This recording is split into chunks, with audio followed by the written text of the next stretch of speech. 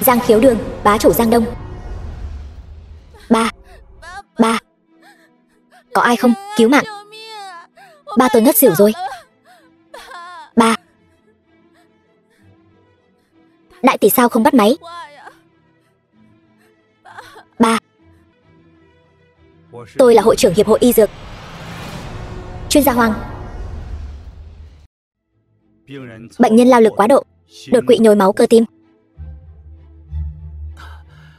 Không muốn ông ta mất mạng thì đừng động vào.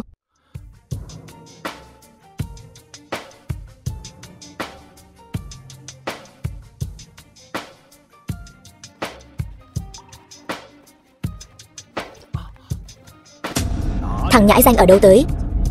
Tránh ra. Không biết thời gian là vàng bạc sao? Ông ta không phải nhồi máu cơ tim mà là trúng độc. Trúng độc.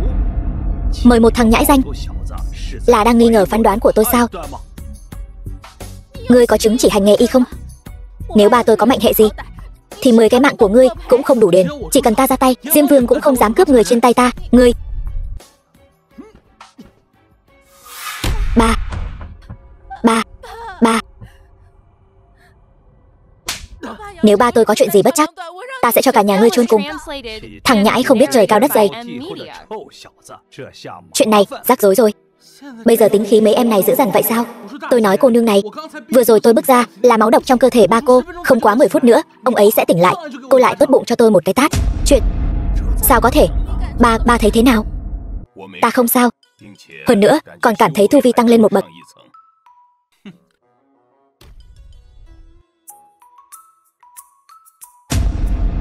Giang gia ta ở Giang Đông độc chiếm một phương. Ân cứu mạng của tiểu thần y, ta đại diện Giang gia, ngày sau nhất định báo đáp. Không cần, hành y cứu người là bổn phận của tôi. Chỉ cần Giang gia cho tôi chút tiền khám là được. 100 vạn.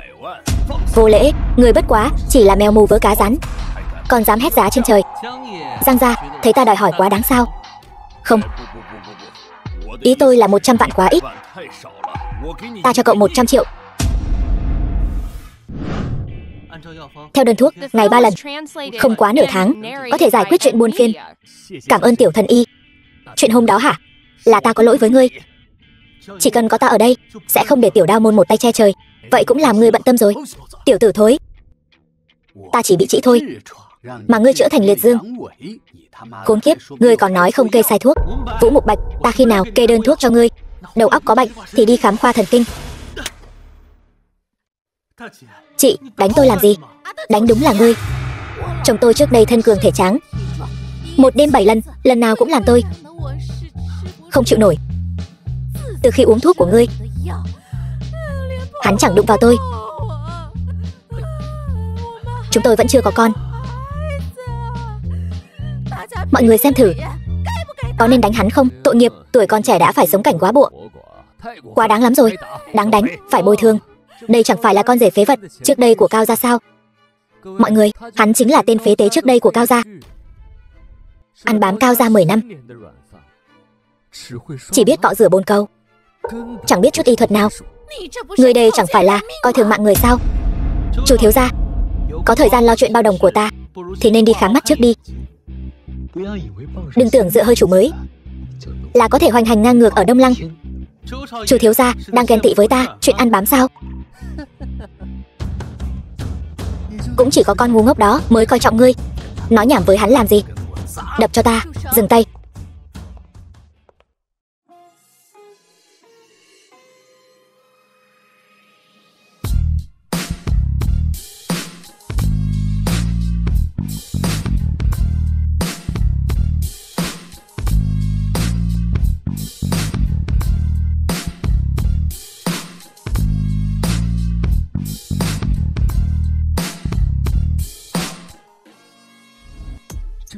Đây là đại minh tinh Giang Nê, con gái của Giang Đông bá chủ Giang Khiếu Đường.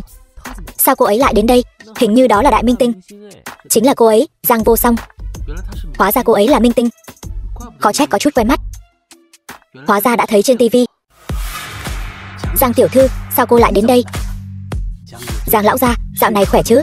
Vũ mỗ đang định đi thăm lão nhân gia. Cha tôi hôm nay không có thời gian đến. Ông ấy biết hôm nay y quán của anh khai trương, đặc biệt bảo tôi đến chúc anh khai trương đại cát. Anh có quan hệ gì với Giang gia? Anh ấy là vị khách quý nhất của Giang gia chúng tôi. Ôi trời ơi, cậu ơi. Hiểu lầm, tất cả đều là hiểu lầm. Vũ gia, đừng vội xin lỗi. Không có hiểu lầm gì cả, ngươi có ý gì? Hôm nay ta nể mặt Giang tiểu thư gọi ngươi một tiếng ra. Ngươi đừng có không biết điều. Vũ Mục Bạch, đừng để bị người ta lợi dụng, bản thân còn không biết. So với việc này, sắc mặt người tái nhợt, ấn đường đen xì, miệng lưỡi khô khốc. Quan trọng nhất là ngay cả cứng cũng không cứng nổi. Đây rõ ràng là dấu hiệu của việc phóng đãng quá độ. Vẫn nên quan tâm nhiều hơn một chút đến thân thể của mình đi. Sao ngươi biết? Hay cho anh, Vũ Mục Bạch, anh có phải đang lén lút sau lưng lão nương ra ngoài lăng nhăng rồi không? Hèn chi mỗi lần bảo anh trả bài, anh đều như mất vậy. Đau đâu, đau của ta đâu? Hôm nay ta không thiến anh thì ta theo họ anh.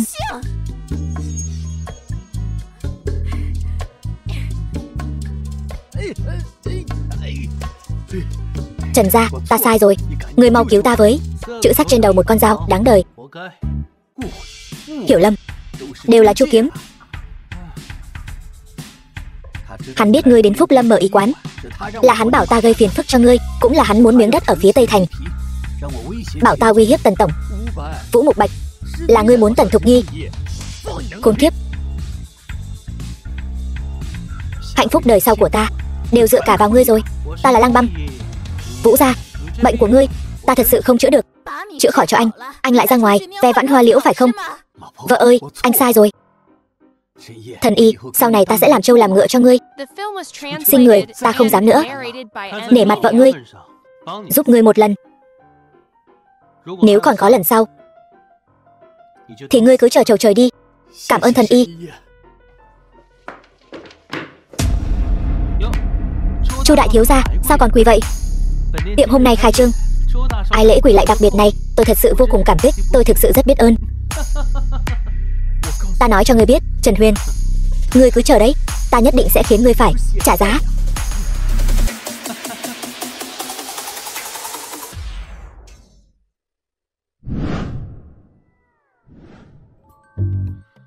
Nhìn cái gì mà nhìn? Anh mà dám có ý đồ đen tối với ta, ta sẽ...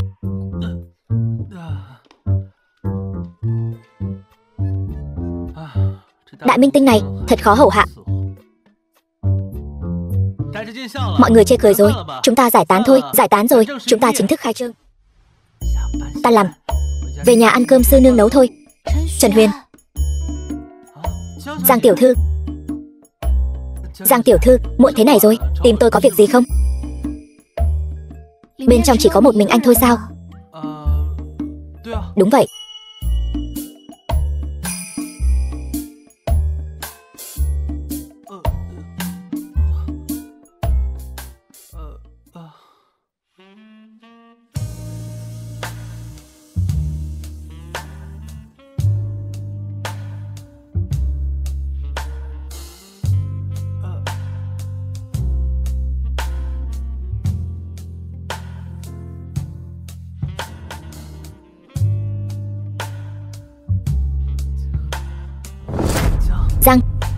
Giang tiểu thư, tôi rất khó chịu. Anh có thể giúp tôi không? Người tôi rất ngứa. Nếu tôi đến bệnh viện giữa đêm, chắc chắn sẽ bị bọn săn tin chụp được. Tôi không muốn, vì vậy tôi đành phải đến tìm anh.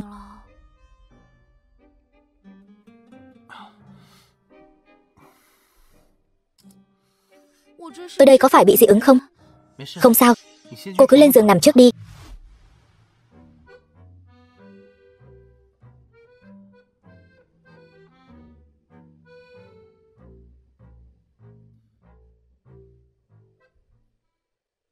Ông nội Giang lần trước ngất xỉu, có phải cũng đã từng xuất hiện vấn đề sốt toàn thân?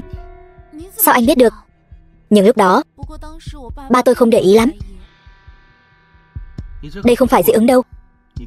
Cô và Giang lão gia đều bị trúng độc. Tôi nghi ngờ có người nhắm vào Giang gia các người. Anh nói gì? Hy vọng là tôi đoán sai. Thôi đừng nói chuyện này nữa, tôi sẽ châm cứu bài độc cho cô. Được, vậy tới đây đi. Giang tiểu thư, cô cởi hết quần áo ra đi. Cởi hết sao?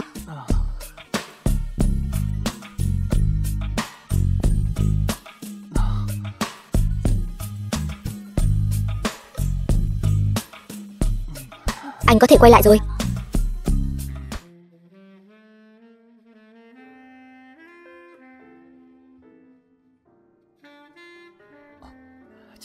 Giang tiểu thư, thả lỏng nào.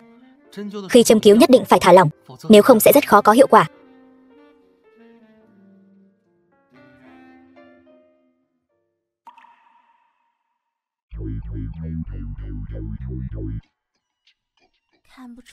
Không ngờ, anh chàng này cũng coi như là chính nhân quân tử. Trần Thần Y, thật là thân. Tối qua tôi oai phong lẫm liệt. Đại tiểu thư, tối qua cô làm tôi mệt vô cùng. Tiếp tục đi. Tôi cái gì cũng không nhìn thấy. Tình hình gì đây? Trả lại trong sạch cho bổn tiểu thư. Tôi oan uổng quá. Tôi không quan tâm. Ngày mai là tiệc sinh nhật của tôi, nhớ đến nhé. Sinh nhật của Giang tiểu thư tiên sinh, xin hãy xuất trình thiệp mời của ngài. Thiệp mời? Không có, ở đây toàn là nhân vật có máu mặt. Không có thiệp mời, không có tư cách vào. Đây là tiệc sinh nhật của Thiên Kim Giang Đông bá chủ. Anh tới làm gì? Tới xin ăn sao? Giao, chúng ta vào thôi. Anh không có thiệp mời sao? Thiệp mời đặc biệt. Cao tiểu thư, mời vào trong. Thiệp mời đặc biệt. Cao gia đúng là có bản lĩnh.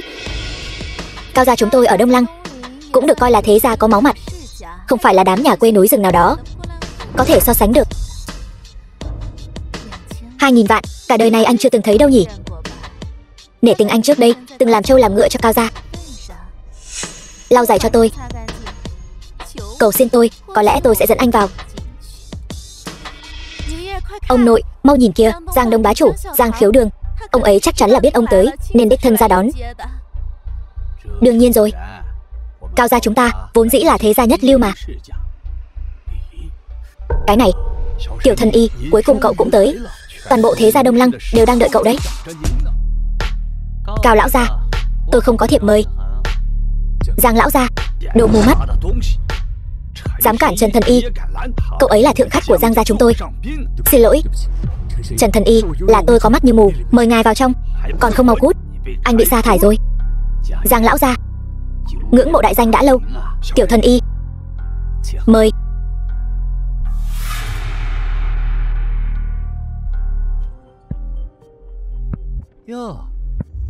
Vợ tổng giám đốc của Trần Thần Y đâu rồi?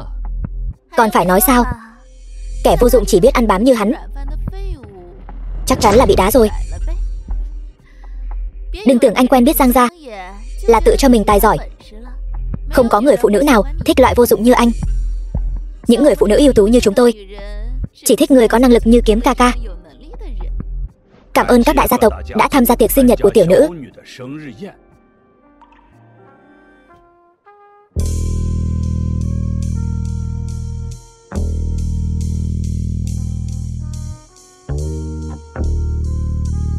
Đại minh tinh Giang Vô Song, nhìn ngoài đời còn đẹp hơn trên tivi.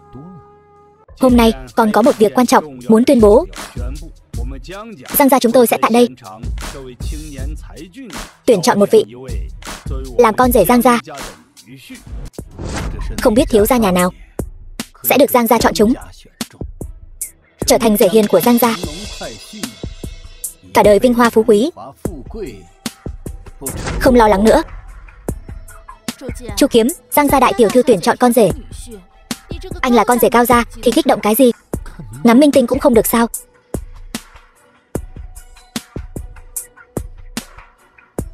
Người này hiện đang ở dưới kia. Tôi đã thấy anh rồi. Đại minh tinh tự mình xuống tuyển chồng, thật kích thích. Tin tức ngày mai chắc chắn sẽ rất hot. Đúng vậy, con đàn bà này chẳng qua chỉ trắng hơn em một chút, có gì mà đắc ý.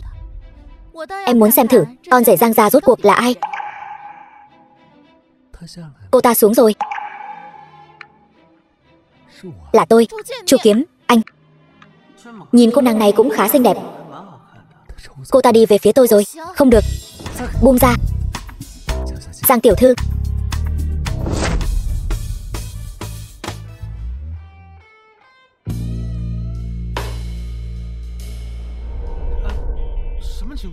Chuyện gì thế này? Không phải tôi, là hắn. Giang tiểu thư, cô bị mù rồi sao? Cô muốn chọn hắn. Giang tiểu thư, cô còn trẻ, đừng để bị kẻ nào đó lừa gạt. Đúng vậy, người chồng tương lai tôi chọn chính là Trần Huyền. Giang tiểu thư, tuy tối qua tôi đã cứu cô, nhưng cô cũng không cần phải lấy thân báo đáp. Anh còn từ chối Giang tiểu thư. Giang tiểu thư, tôi là đích tử Chu gia. Chu gia là một trong tứ đại gia tộc. Công ty điện ảnh của tôi có thể cho cô tài nguyên tốt nhất. Chu Kiếm, anh nhầm rồi chứ. Anh là con rể Cao gia. Cao Giao đã đính hôn còn có thể hủy hôn. Chuyện này cô có kinh nghiệm hơn tôi. Anh, Giang tiểu thư, năng lực của Trần Huyền tôi rõ như ban ngày. Hắn ta không xứng với sự yêu ái của Giang gia. Lão già này, lời này tôi không thích nghe. Còn tưởng mình là Ngọc Hoàng thượng đế. Tiểu gia ta cưới ai, liên quan gì đến Cao gia các người? Ban đầu tôi còn không muốn, bây giờ lại muốn thử xem sao. Buông ra. Trần Huyền, mày cũng xứng sao?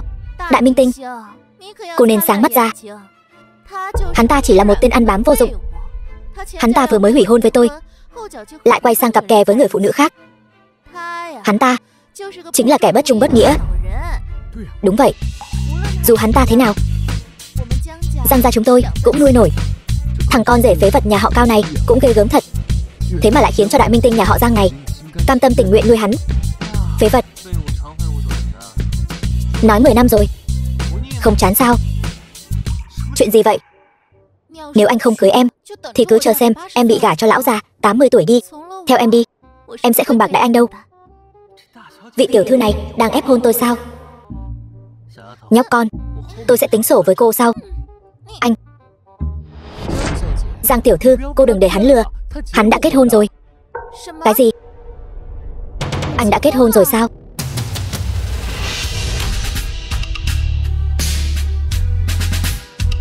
Tứ muội, muội định ôm chồng ta tới khi nào? Nhị tỷ, nhị sư nương, cô là tứ sư nương của ta. Anh là Tiểu Huyền, nữ thủ phủ giàu nhất Đông Lăng thị. Tần Thục Nghi, sao cô ấy cũng tới đây? Hôn sự này ta không đồng ý. Tần tổng, lâu rồi không gặp. Gió nào đưa cô tới đây vậy? Ta tới để đưa cái tên đồ đệ không nghe lời này về. Trần Thần Y là ân nhân cứu mạng của ta. Nhị tỷ, sao tỷ không nói cho muội biết sớm hơn? Tiểu Huyền xuống núi rồi sao? Nếu tỷ nói cho muội biết sớm hơn, chẳng phải là chưa kịp nói cho muội biết sao? Thật là kỳ lạ. Phế vật mà nhà họ Cao chúng ta không cần, hai người lại tranh nhau giành lấy.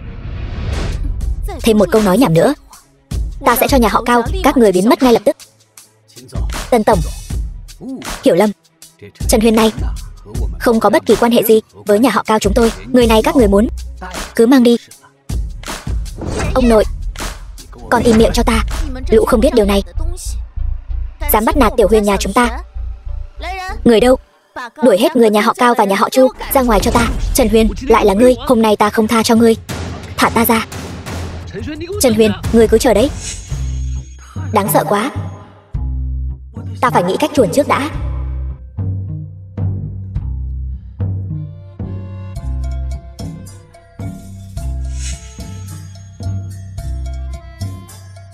Tiểu đồ đệ, đợi ta với. Cái này cũng không chịu nổi. Bảo sao Giang vô song, cái tính khí nóng nảy đó sao lại quen thuộc đến lạ. Thì ra cô ấy là tứ sư nương. Đại sư nương, nhị sư nương còn chưa xong, lại thêm tứ sư nương nữa.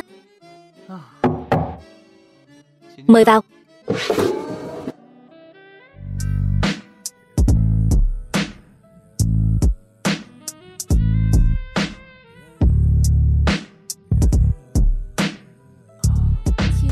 Xin hỏi, y quán còn tuyển phụ tá không?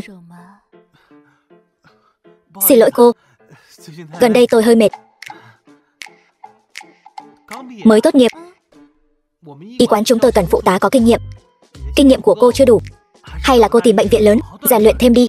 Không, tôi muốn thực tập ở đây. Việc ở y quán rất bẩn và mệt. Cô không làm được đâu, tôi không sợ. Ta sợ. Tiểu Thần Y, anh cứ nhận ta đi mà. Cô nương, hôm nay muộn quá rồi, mau về đi. làm phụ tá cho ta sẽ rất vất vả đấy.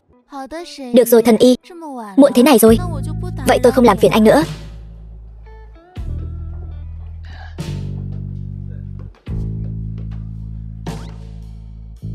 Phải rồi, tiểu thần y, tối nay nhất định đừng ra khỏi nhà. Nếu không, anh sẽ gặp xui xẻo đấy. Thần thần bí bí, lão tử đây có tin mấy thứ nhảm nhí này đâu. Thằng nhãi danh, xem ta xử lý người thế nào. Xem ra chú Kiếm không lừa tôi. Phòng khám của tôi chẳng có ma nào đến. Thật sự là bị thằng nhóc đó cướp mất rồi. Giang ra cho cậu 100 triệu còn chưa đủ sung sướng, còn dám đến Phúc Lâm tranh giành khách với tôi. Thằng nhóc, mày cứ đợi đấy. Cuối cùng cũng xong việc rồi.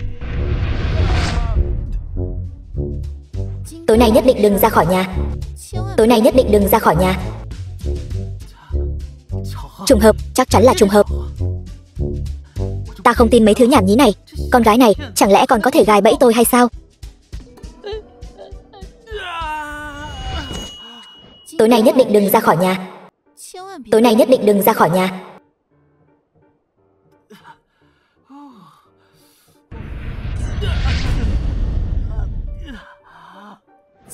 Nhất định đừng ra khỏi nhà. Tiểu thần y, ta lại đến phỏng vấn rồi.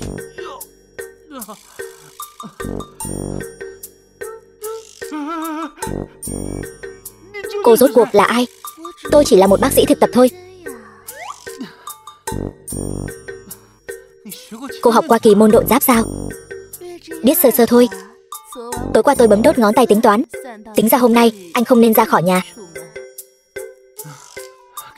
Cho cô một cơ hội phỏng vấn.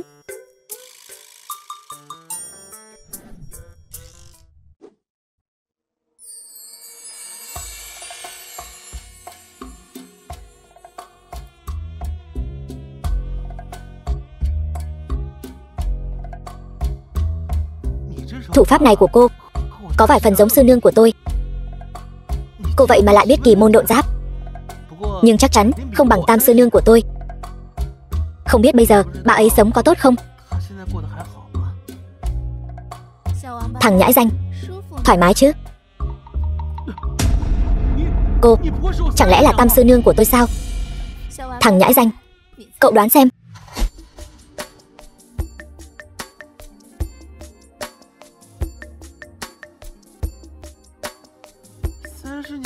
Tam sư nương là một bà đồng, sao lại cốt lai thành y tá thế này? Tam sư nương, chẳng phải lúc tôi còn nhỏ sư nương đã xuống núi lấy chồng rồi sao? Không lấy được. Tại sao?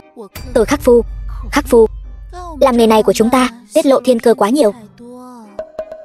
Bát tự có khuyết điểm. Tam sư nương xinh đẹp như hoa, không lấy chồng cũng tốt mà, đỡ phải bị mấy tên đàn ông thối tha lợi dụng. Tôi đêm đêm quan sát tinh tượng, tính ra quý nhân trong mệnh của tôi đã xuất hiện. Nếu có thể lấy được hắn, tôi sẽ không phải chịu cảnh sống quá bộ nữa. Là ai? Tôi giúp sư nương tìm hắn ra. Dĩ nhiên là đồ đệ tốt của ta, chính là cậu rồi. Tôi. Thằng nhãi danh, thấy cậu vừa rồi ngã cũng thảm. Lại đây, để tôi xoa bóp cho cậu. Lương y dầm, ra đây cho tôi. Được lắm, tên lang băm kia kê thuốc an thai thành thuốc phá. Ngươi muốn hại người sao? Là ngươi. Trần thần y vậy mà lại nhận ra lão phu.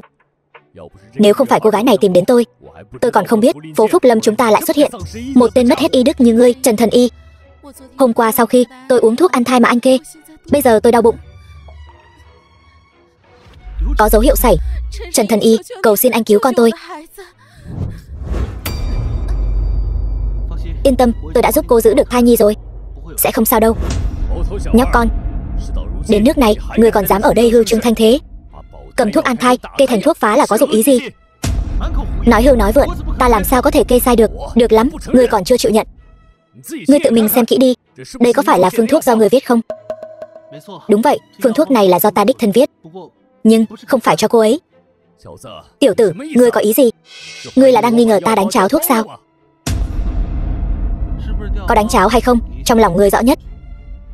Tiểu gia ta nói rõ cho ngươi biết, cho dù đứa nhỏ có bị sảy, ta cũng có bản lĩnh cho nó lớn trở lại. Ngông cuồng. Sốt đã hết rồi. Tỷ tỷ, hôm qua tỷ cầm thuốc đi đâu vậy? Ra ngoài gặp được Hoàng Thân Y, ta liền đến tiệm của ông ấy bốc thuốc. Ở đây thật náo nhiệt. Vũ phu nhân, lâu rồi không gặp. Vũ gia khỏe chứ? Khỏe lắm. Tiểu tử, không phải ai cũng có thể gọi là thần y. Còn ngây ra đó làm gì? Còn không mau lấy đồ nghề ra. Uy mãnh tướng quân, đại kỳ bất đảo, hoa đà tái thế, diệu thủ hồi xuân. Trần thần y, cậu thật là thần. Chồng tôi uống thuốc cậu kê, mỗi ngày như được tiêm máu gà. Cảm giác này vẫn như hồi mới cưới 10 năm trước. Bức chướng gấm này cậu nhất định phải nhận cho được. Vũ phu nhân, bà khách sáo rồi. Hành y cứu người là bổn phận của tôi. Trần thần y, có thần y như cậu ngồi trấn giữ phố Phúc Lâm chúng ta là phúc khí của chúng tôi. Vũ phu nhân, phố Phúc Lâm này đâu thiếu gì một thầy thuốc. Diệu thủ đường chúng tôi cũng không tệ. Lần trước phương thuốc tôi điều dưỡng thân thể cho cô, cảm thấy thế nào? Khỏe cái rắm. Ta ở chỗ người uống mấy triệu tiền thuốc, dược tính quá mạnh, thân hình đều uống đến biến dạng rồi. Lão nương còn chưa tìm ngươi tính sổ đâu. Ngươi cái lão già đáng ghét này, rõ ràng là sau này bà ít vận động. Trần thần y, lão già này ta sẽ đưa đi trước. Tôi ở chỗ ông ta chịu khổ 10 năm, phải tìm ông ta tính toán cho rõ ràng. Thả ta ra, thả ta ra.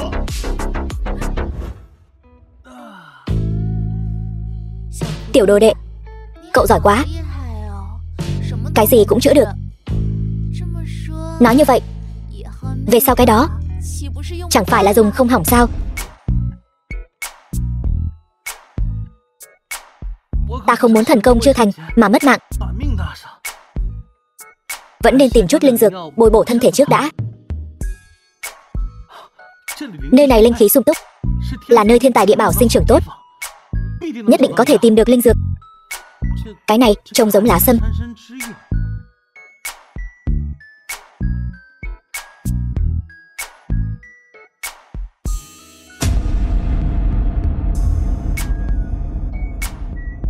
Quả nhiên là dã sơn sâm. Xem cái đầu này ít nhất cũng 100 năm tuổi rồi. Cứu mạng, cứu mạng, cứu mạng, cứu mạng, cứu mạng, cứu mạng. Đau quá. Tiểu ca, cứu tôi.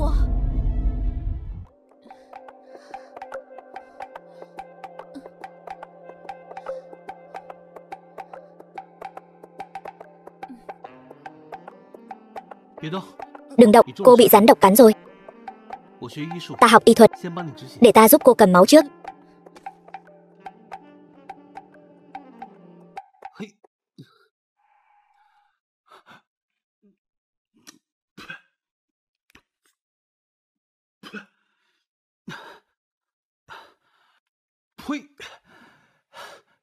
Được rồi, để ta tìm thảo dược đắp lên. Không quá 1 ngày sẽ khỏi. Tiểu ca, huynh thật lợi hại. Ta thấy đỡ đau nhiều rồi. Trong núi đơn sơ, phòng khám của ta ở dưới chân núi. Ta đưa cô xuống núi.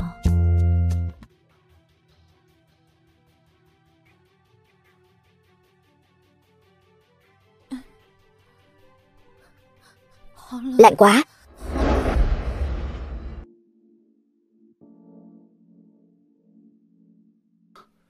Cởi áo ướt ra trước đã. Dư độc vẫn chưa hoàn toàn tiêu trừ, nội ngoại yếu, không được nhiễm lạnh.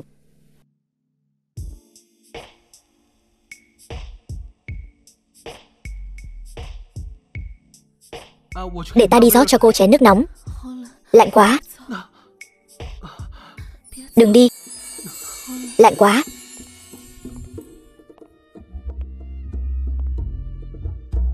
Ngũ muội, lần đầu muội gặp Tiểu Huyền Tử, đừng làm nó sợ. Cô ấy là Ngũ sư nương. Tiểu Huyền Tử, ta đi cùng cậu hâm giường cho Ngũ sư nương, thế nào? Vậy ta không làm phiền. Hai vị sư nương ôn chuyện, đồ nhi cáo lui.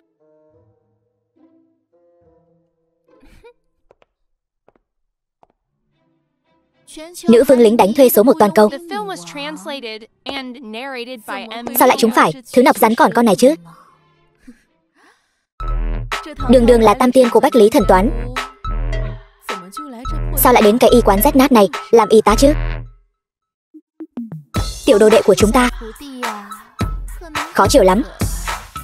Chúng ta dùng khổ nhục kế, hoàn toàn không xử lý được. Xuống núi 10 năm, tâm trí đã mở mang, nhưng vẫn là kẻ cứng đầu. Đại tỷ, nhị tỷ, tứ muội đã xuống núi từ lâu, cũng không thu phục được Tiểu Huyền. Thật là oan gia. Bản lĩnh bấm độn của tỷ đâu rồi? Mau tính toán xem, thằng nhãi này cuối cùng sẽ bị ai bắt gọn. Thiên mệnh của quân vương, sao ta, một thần nữ, có thể đoán được? Yên tâm, ta tự có cách. Mỗi một đời quân hậu đều được chọn từ những thần nữ bảo vệ hắn. Vị trí quân hậu này sẽ thuộc về chính là người đầu tiên phá thân đồng nam của hắn. Chị em chúng ta cứ tùy cơ ứng biến thôi. Mạnh cách ta cô sát, khắc phu khắc tử, lấy 15 ông chồng, còn chưa tới đêm tân hôn đều bị ta khắc mất cả rồi. Yên tâm, tiểu đồ đệ nhà ta mạnh cứng.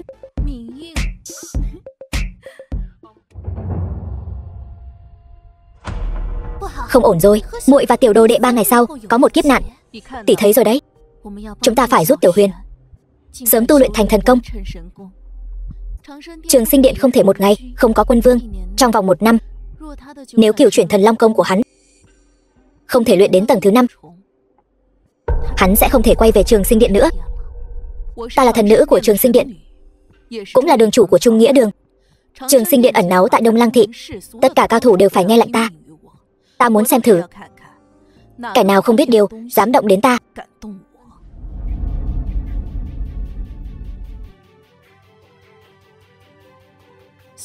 Tiểu Huyền, ngủ chưa? Tam sư nương, chưa. Sao vậy? Sư nương, hơi khó chịu, ta vào được không?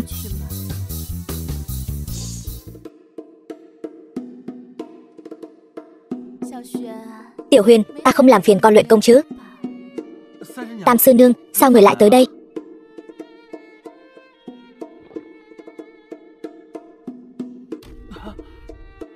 Sư nương bấm đốt ngón tay tính toán. Cửu chuyển long thần công của con lại không đột phá được. Sư nương, người bị đụng chỗ nào vậy?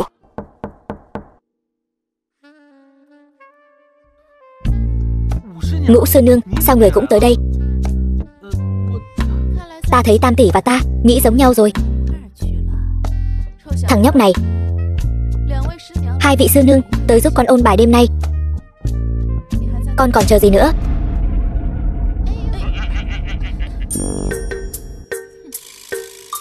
Đồ tiểu tử không biết điều. Không vội, ngày mai trời quang mây tạnh sẽ có cơ hội. Trên núi này rắn rết nhiều lắm, con đi hái thuốc một mình được rồi. Tam sư nương, người về y quán nghỉ ngơi trước đi. Không phải sợ con lạc đường sao? Con đâu còn là trẻ con nữa. Người cứ ngồi nghỉ đi. Trên núi nhiều côn trùng, đường dốc, đừng đi theo nữa. Có rắn. Bị cắn chỗ nào rồi? Hình như cắn vào đùi ta rồi. Ngồi xuống nhanh, ta hút nọc độc ra cho người.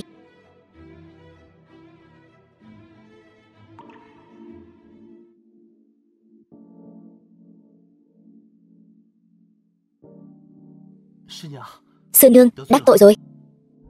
Tiểu đồ đệ, con tìm nhiều linh dược như vậy làm gì? Dạ thưa sư nương, con nghe nói ăn linh dược đại bổ, muốn ăn chút linh dược để tăng tiến tu vi. Con cũng đừng có ngày nào cũng ăn nhân sâm. Linh dược thượng hạng chẳng phải ở ngay trước mắt sao? Gần ngay trong gang tấc đây mà. Con đừng có tìm trên hoang sơn này nữa, cứ tìm thẳng Ngũ sư nương của con. Trung Nghĩa Đường hôm nay tổ chức buổi đấu giá ở Đông Lăng, có bán linh dược tăng tiến 100 năm tu vi. Đi thôi. Phó đường chủ có lệnh 8 giờ trở đi không được vào. Trần Huyền, sao ngươi lại ở đây? Ngươi cũng tới tham gia đấu giá sao? Ngươi còn có thể tới, sao ta lại không thể tới? Ngươi có biết không, đây là buổi đấu giá ngầm lớn nhất Đông Lăng. Ngươi còn không vào được cửa đâu. Hơn nữa, bất kỳ vật phẩm đấu giá nào ở đây đều có thể khiến người khuynh gia bại sản. Đồ phế vật ở đâu tới đây? Vương huynh, đây chính là người mà ta đã nói với huynh, con rể bị ruồng bỏ của nhà họ Cao. Nhớ ra rồi. Ngươi chơi vợ hắn sao? Đúng vậy, chính là tên rùa đầu xanh này. Nhặt được đôi giày rách còn vui vẻ như vậy. Ngươi nói cái gì? Chu gia các ngươi dù sao cũng là một trong tứ đại gia tộc Đông Lăng, đừng làm mất mặt mũi mình. Kẻ ăn mày và cún không được vào. Đã hiểu, vâng. Tại sao bọn họ đến muộn lại được vào, còn tôi thì không được? Đó là phó đường chủ Trung Nghĩa Đường chúng tôi, đương nhiên có thể vào. Ngươi là cái thá gì? Vậy nếu đường chủ này đến muộn, có phải cũng không được vào không? Đường chủ, người đã về rồi, nếu không quay lại, Trung Nghĩa Đường này e rằng đã đổi chủ rồi. Không ngờ tôi chu du bên ngoài 3 năm, cái tên tiểu đồng này lại vanh váo hơn cả tôi. Đường chủ tha mạng, đến giới luật đường, tự lĩnh 20 gậy. Vâng. Ngũ sư nương, lúc nãy người thật oai phong. Đây là địa bàn của ta, đương nhiên là ta định đoạt. Huyền Nhi, con cứ tự chơi đi, thích cái gì cứ tự lấy. Của ta chính là của con. Vâng.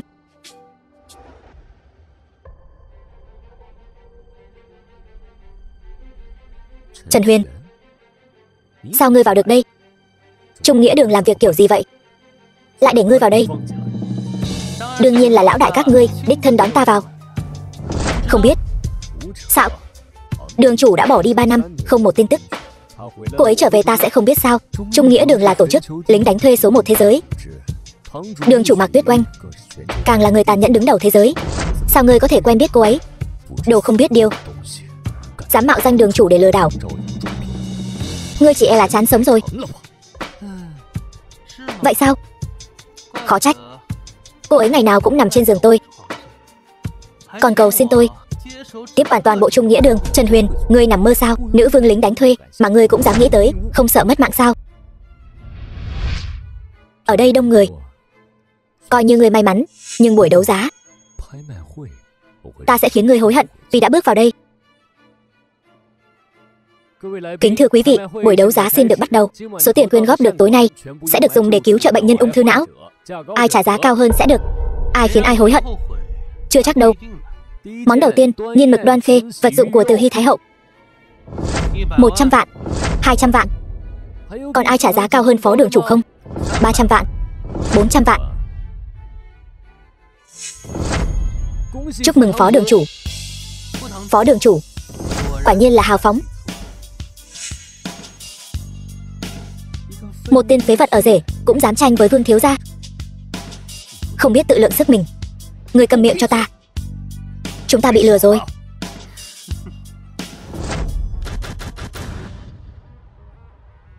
Chúc mừng phó đường chủ.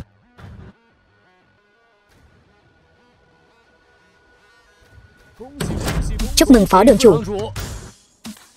Quả không hổ danh phó đường chủ. Đồ trên sàn đấu giá này sắp bị hắn bao trọn rồi. Khốn kiếp, bị tên nhóc này chơi xỏ rồi. Món hàng cuối cùng tối nay, nhân sâm ngàn năm. Kép chính luôn là thứ tốt nhất, không giống như vài người đến đây buôn bán rác rưởi. 100 triệu. 100 triệu này, ai vậy? Giàu quá. 100 triệu, còn ai trả cao hơn không? Thằng nhãi, người tới đây phá đám phải không? Phó đường chủ, ngươi không phải rất giàu sao? Cái nghiên mực chỉ đáng giá 50 vạn, ngươi lại bỏ ra 400 vạn. Cái bình sứ xanh trắng chỉ có giá 100 vạn, ngươi lại bỏ ra 800 vạn. Củ nhân sâm ngàn năm này trị giá 100 triệu. Sao ngươi không trả giá nữa? Ngươi đùa giỡn chúng ta. Tôi không giàu có như hai vị đại thiếu gia, mua đồ cổ như mua rau. Còn ai trả cao hơn không? Ngươi trả giá đi chứ. Ta chơi với ngươi. Ngươi. Củ nhân sâm ngàn năm này hắn có tiền mua, cũng phải có mạng để lấy đi. Nhân sâm ngàn năm thuộc về vị tiên sinh này. Đứng lại. Làm màu xong định chạy sao? Bỏ trốn là phải ngồi tù đấy. Ngươi ngay cả 100 triệu cũng không lấy ra được thì đừng ở đây làm trò cười cho thiên hạ. Nhân sâm của ngươi ở phòng khách quý, ta bây giờ dẫn ngươi đi lấy. Cái gì? Hắn thật sự mua rồi sao? Không thể nào. Hắn, một tên ở rể nhà họ Cao, lấy đâu ra nhiều tiền như vậy? Cho dù ngươi mua được thì đã sao? Đây là địa bàn của ta, không phải ngươi muốn tới thì tới, muốn đi thì đi. Người đâu? Băm nhỏ hắn ra cho cuốn ăn. To gan. Mạc Tuyết Oanh, Ngũ sư nương.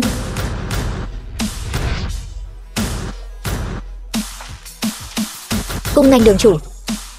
Đường chủ. Là cô ấy.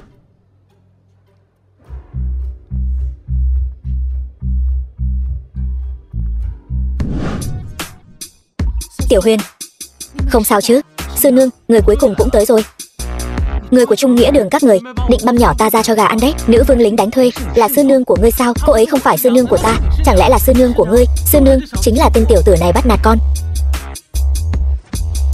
Chu thiếu gia, ngươi có biết Trung Nghĩa Đường ta làm toàn là chuyện sát người cướp của đường chủ. Người này hét giá lung tung, làm loạn trật tự sàn đấu giá. Thuộc hạ chỉ muốn cho hắn một bài học nhỏ. Ai cho ngươi lên tiếng? Quỳ xuống. Của ta chính là của Trần Huyền. Sau này ai dám bất kính với hắn chính là bất kính với ta. Người phạm thượng tự chặt tay trái, đến giới luật đường sám hối. Dạ.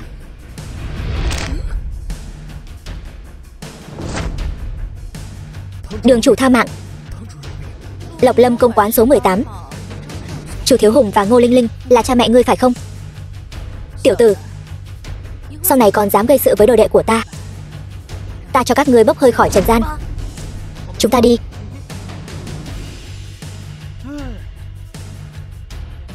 Vương huynh, chẳng lẽ chúng ta cứ bỏ qua như vậy sao? Mơ đi. Mối thù hôm nay nhất định sẽ trả lại gấp trăm lần. Đường chủ, đây là ngươi ép ta, đừng trách ta trở mặt vô tình.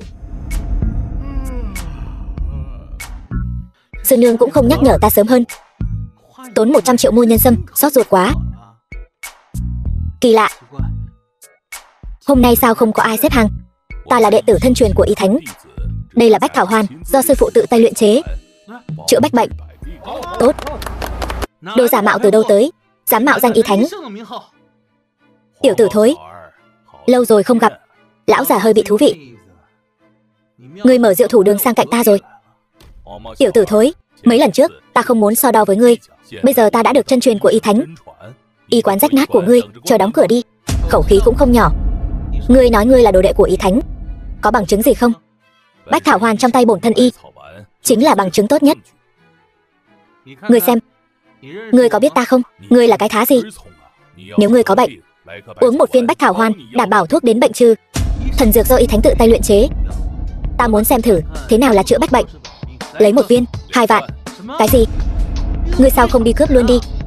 Cần hay không thì tùy.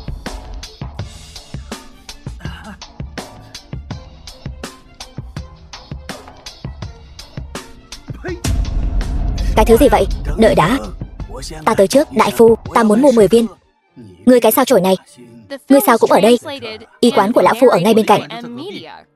Lão gia tử qua ngồi chơi. Ngươi có phải mong ta sớm chầu trời không? Ta nói cho ngươi biết, tránh ra, đừng làm lỡ ta mua thuốc của Thánh Y. Lão gia tử, chầu trời cũng không cần vội vàng như vậy. Bách thảo hoàn này có vấn đề, đừng lãng phí tiền. Ngươi quản sinh tử của ta. Ta nói cho ngươi biết, nếu không phải ngươi cái sao chổi này, ta cũng sẽ không đắc tội với Thánh Y môn, càng sẽ không rơi vào cảnh có bệnh không có thuốc chữa. Trần Huyền, ngươi thật sự làm mất mặt y giả thiên hạ. Đối với tiền nhạc phụ, vậy mà thấy bệnh không cứu, ta và Cao gia ân oán đã hết. Ta chữa cho ngươi. Thấy chưa? Đây mới là đồ đệ của Y Thánh. Ngươi là cái thá gì? Nếu đã muốn chầu trời đến vậy, ngươi cứ tự nhiên. Ngươi đổ vong ân bội nghĩa. Ngươi chỉ mong thứ tốt đẹp của Cao gia chúng ta phải không? Ông dám đánh ta sao? Ông có nghĩ đến hậu quả không? Không thấy quan tài không đổ lệ. Hôm nay ta sẽ lấy lại cái mạng quèn của ông. Ông nội. Không thể nào. Bách thảo hoàn của Y Thánh môn, trải ra đều dùng được. Thuốc đến bệnh trừ, đi ngang qua đừng bỏ lỡ. Mọi người đừng để hắn lừa. Bách thảo hoàn này giá thành chỉ vỏn vẹn 5 đồng thôi. Ngươi có thể không tin ta, chẳng lẽ ngươi còn không tin Y Thánh sao? Y Thánh, tiểu gia ta chính là Y Thánh, ngươi là Y Thánh. Nếu ngươi là Y Thánh, ta chính là cha của Y Thánh. Cái dạng này của ngươi làm thú cưng cho Y Thánh, người ta cũng chẳng cần. Xem ra ngươi ghen tị ta bán được thuốc tốt. Ta biết rồi. Ngươi sợ ta cướp mất việc làm ăn của ngươi, cố ý bôi nhọ y thánh môn chúng ta. Nếu mọi người không tin thần dược của chúng ta, có thể thử nghiệm tại chỗ, đảm bảo thuốc đến bệnh trừ. Nếu không làm được, sẽ không lấy một đồng nào. Đền gấp trăm lần. Thầy thuốc, tôi muốn. Tôi thử trước. Ta tặng ngươi một viên miễn phí. Được.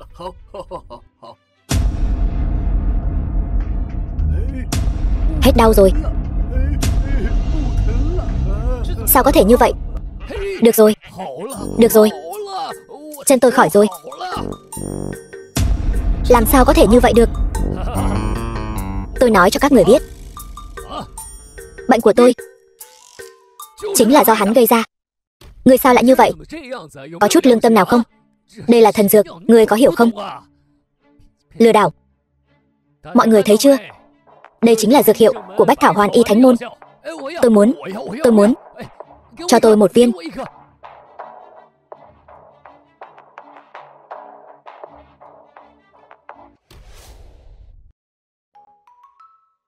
Viên thuốc này chắc chắn có gì đó kỳ lạ. Nhưng mà rốt cuộc là có vấn đề gì?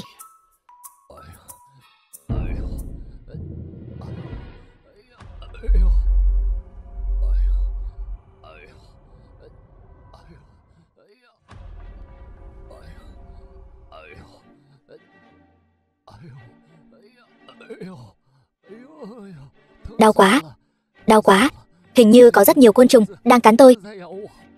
Nhịn một chút. Đây là trúng cổ độc.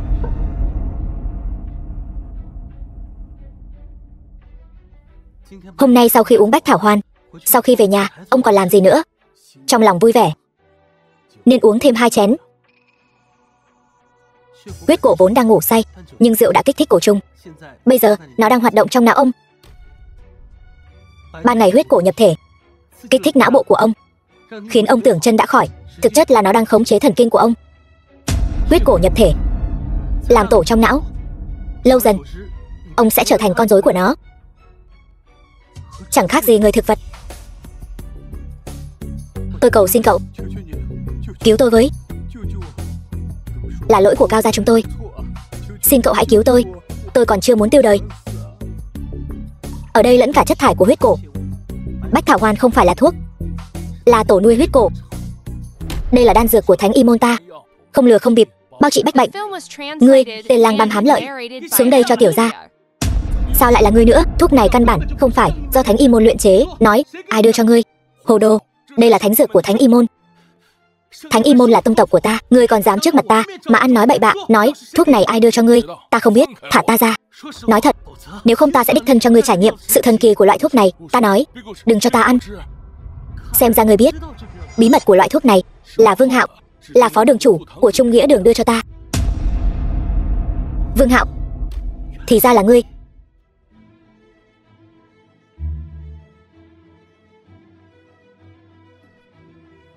Vương Hạo, nếu ngươi dám động vào ta, ta nhất định sẽ cho ngươi sống không yên ổn. Nếu không muốn cô ta trầu chơi, một mình đến Dạ Sắc hội sở.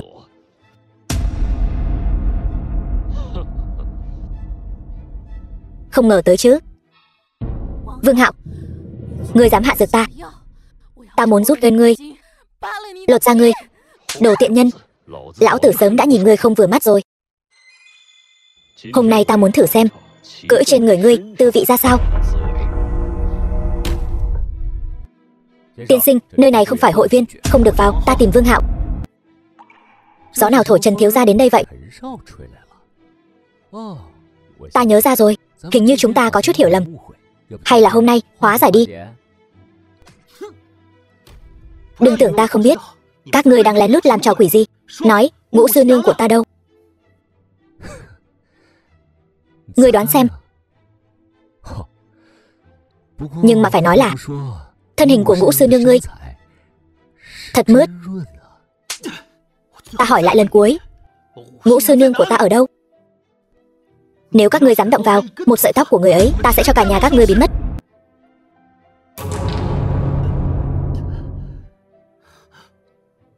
Mê hồn hương. Khốn kiếp, dám đánh ta, Đánh nó cho ta. Gọi ngươi một tiếng Trần thiếu gia mà còn được voi đòi tiên. Kéo nó vào cho ta.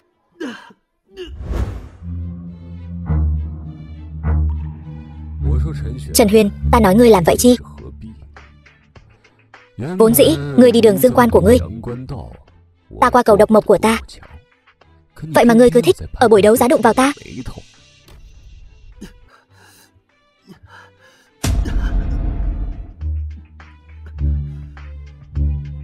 Đông Lăng thị còn chưa đến lượt ngươi làm càn.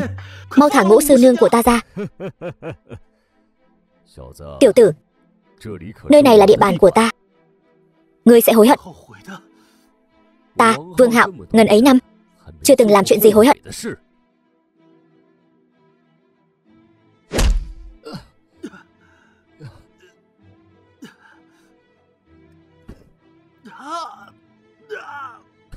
Thấy chưa, nhờ phúc của ngươi, ta vì trung nghĩa đường mà xông pha lửa đạn, húc cung tận tụy, không có công lao cũng có khổ lao.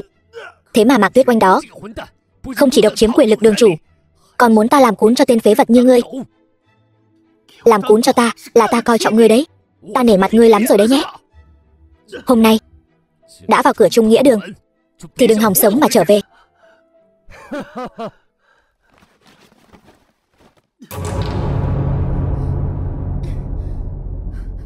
Tiểu Huyền,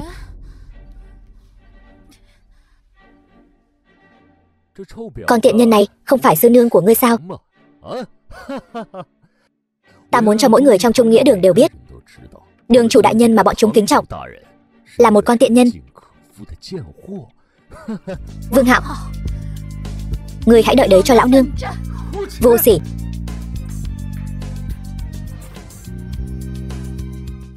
Hai thầy trò các ngươi thương lượng đi. Ta đi ra ngoài trước để các ngươi khỏi ngại.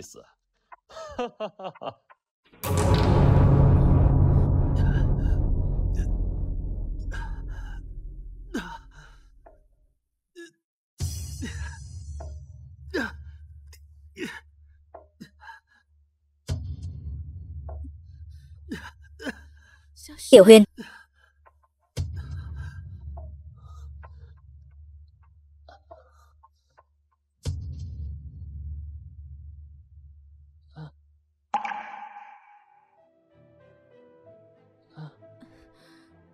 Tiểu Huyền, sư nương, xin lỗi, ta đến muộn rồi. Tiểu Huyền, Tiểu Huyền, thân thể con nóng quá, ta bị hạ dược rồi. Trần Huyền, ta xem ngươi có thể kiên trì được bao lâu.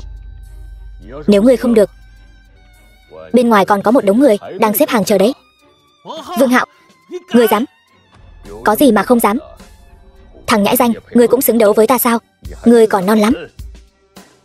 Hoặc là bắt đầu, hoặc là đổi người. Ta chỉ cho các ngươi 10 phút để suy nghĩ.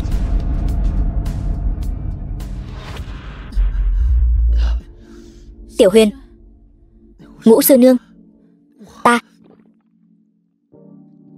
Tiểu Huyền, Tiểu Huyền, Tiểu Huyền, thà bị người khác lợi dụng, chi bằng bây giờ cứ cho cậu. Chỉ cần cậu bằng lòng, ta bây giờ sẽ đi tắm. Đúng rồi, tắm rửa. Chúng ta cùng tắm. Tắm rửa nhất định có thể giúp chúng ta bình tĩnh lại. Còn 5 phút. Tính kiên nhẫn của ta cũng có hạn.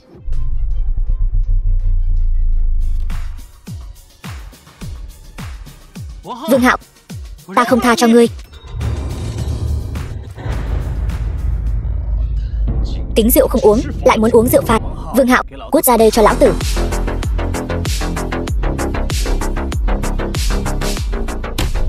Là ngươi. Mục Bạch, ngươi tới làm gì? Trần Thần Y gì chứ? Hôm nay ngươi phải cho ta một lời giải thích. Bớt giả ngu với ta. Ngươi cướp nữ nhân của Trần Thần Y, chán sống rồi sao?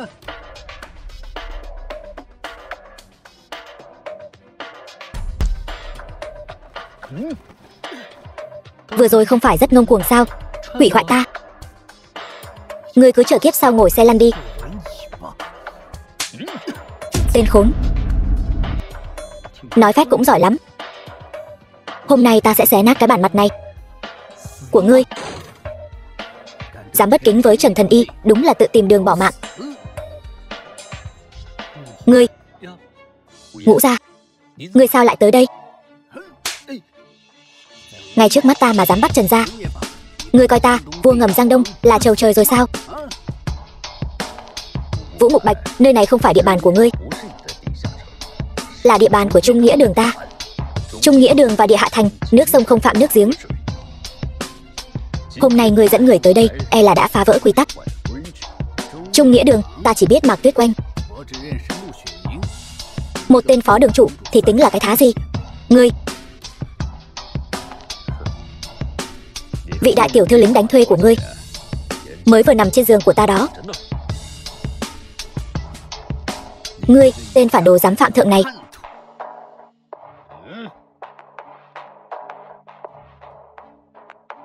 Trung Nghĩa Đường bây giờ, ta làm chủ. Nể mặt ngươi cũng là một bá chủ Giang Đông. Chuyện này ngươi đừng nhúng tay vào. Ta còn kính ngươi một tiếng Vũ gia. Nếu không, ngươi cũng giống bọn chúng, băm nhỏ cho chó ăn. Lão tử lăn lộn ở Giang Đông, gây dựng danh tiếng lúc ngươi còn chưa cai sữa. Có bản lĩnh thì thử xem. Lão Vũ, thanh bảo đao của ngươi thật sự đã già rồi.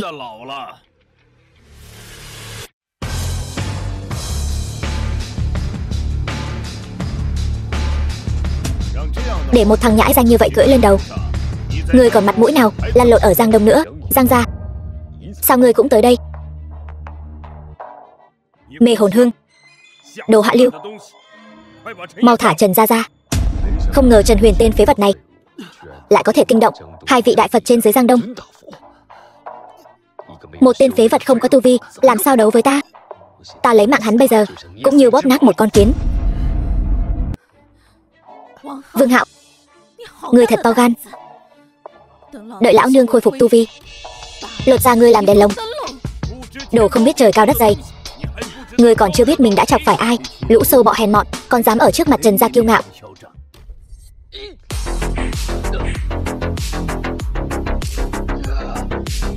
Không thể nào. Dược hiệu của mê hồn hương kéo dài 7 ngày 7 đêm. Sao ngươi lại nhanh như vậy? Thứ đồ hạ lưu này, tiểu gia ta giải chỉ cần 1 giờ. Dám động đến sư nương ta, tiêu đời.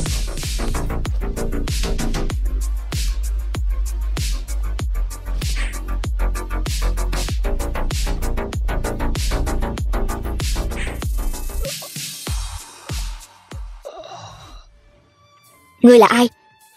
Tại sao lại biết Cửu Chuyển Long thần công? Ngươi không xứng biết. Lũ già các ngươi, Đông Lăng thị sắp sửa trở thành thiên hạ của Luyện Ngục môn. Các ngươi sống không được bao lâu nữa đâu. Luyện Ngục môn, nói xem có quan hệ gì với Luyện Ngục môn? Luyện Ngục môn không phải mấy trăm năm trước đã bị Thận Nhất môn tiêu diệt rồi sao? Luyện Ngục môn am hiểu dùng tà độc, có liên quan đến việc ta trúng độc trước đây. Quả là ta đã xem thường ngươi. Trần gia, Vương Hạo tiểu tử này có liên quan đến việc Giang gia ta trúng độc. Xin giao hắn cho ta, ta sẽ cạy miệng hắn, buộc hắn khai hết mọi chuyện về Luyện Ngục môn.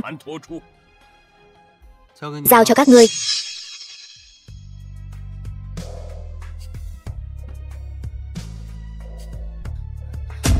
Muội muội sao rồi? Dược hiệu của linh hồn hương đã được ta hóa giải, sắp tỉnh lại rồi. Chuyện trong lời tiên tri vẫn xảy ra. May mà chỉ là kinh động một trận. Ta vừa moi được từ miệng Vương Hạo, Luyện Ngục môn đã trở lại. Sau trận đánh đó, dư nghiệt của Luyện Ngục môn đã chạy đến Đông Lăng. Không ổn, ngũ hành biến quái. Sư nương, ý người là sao? Tương lai, người mà 5 vị sư nương chúng ta hầu hạ không phải con. Lần này Luyện Ngục môn xuất hiện ở Đông Lăng nhất định là nhằm vào con mà đến. Bây giờ đi tìm lão nhị, nhờ bà ấy chuẩn bị chút ngân lượng cho con. Nhớ cẩn thận. Ta ở nhà chăm sóc ngũ muội.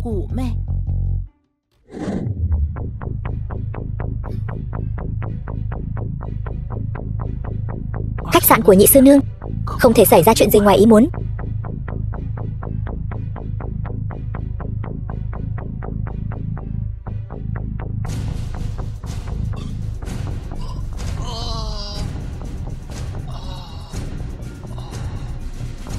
Mau gọi Vương tiên sư, đừng cản đường, mau để ta vào. Lão gia nhà ngươi bị chúng tả rồi. Mỗi ngày thần cô lừa bịp, như người đây không ít đâu. Tiểu tử, môn khách của lão gia đều đã đầy rồi. Muốn cứu người lập công, hay là đổi chỗ khác đi. Người bên trong là Vương Khang, thủ phủ Kính Đô. Hắn muốn đương nhiên là tu vi cao thâm như chúng ta rồi. Đi chỗ khác, đừng chắn đường.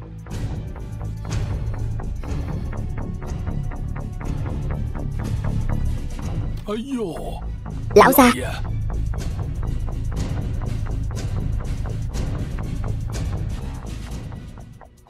Bách Thảo Hoan, dừng tay.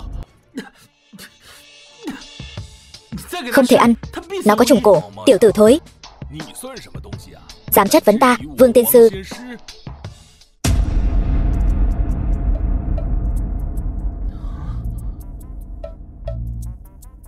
Đây chính là Bách Thảo Hoàn do Y Thánh đích thân luyện chế, có thể trị bách bệnh, giải được bách độc. Nực cười. Đây có phải thuốc của Y Thánh hay không, ta chẳng lẽ không biết. Ngông cuồng, dám cả gan làm thân với Y Thánh.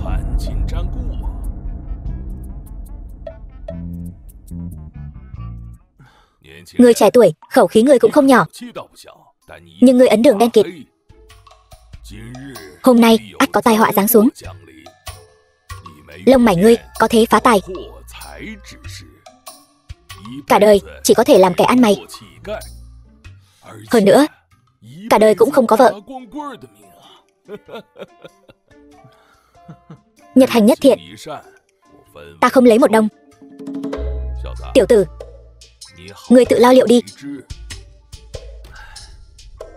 Lão tiền bối, y giả không tự chữa cho mình, ngài nói đúng chứ? Ngươi có qua không lại thì phải lễ. Ta cũng tặng ngươi vài câu. Gần đây ngươi có phải ngủ không ngon giấc, ăn không ngon miệng, đau bụng mà không đi ngoài được không? Chuyện kia cũng kém đi rất nhiều. Sao ngươi biết? Trong người ngươi bị uất khí bế tắc, ta có thể chữa khỏi cho ngươi. Đừng làm loạn, ta không có bệnh. Ngươi cái tên ăn mày, thật sự tưởng mình là thần y rồi. Có phải thần y hay không, lát nữa ngươi sẽ biết.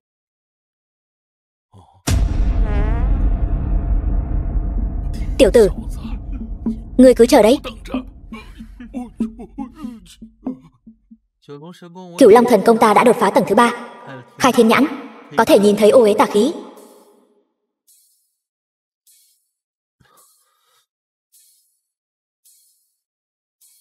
Không ổn, cổ độc đã xâm nhập vào não.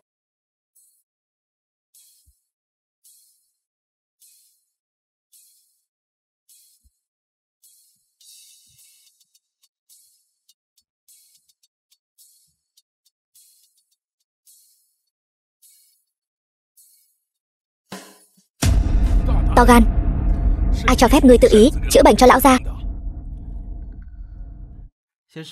Tiên sư, đi ngoài đi, ở đây không có việc của ngươi.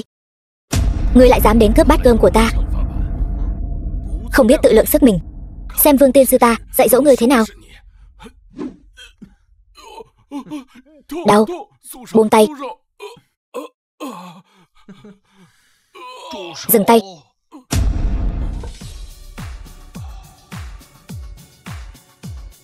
Lão gia ngài tỉnh rồi.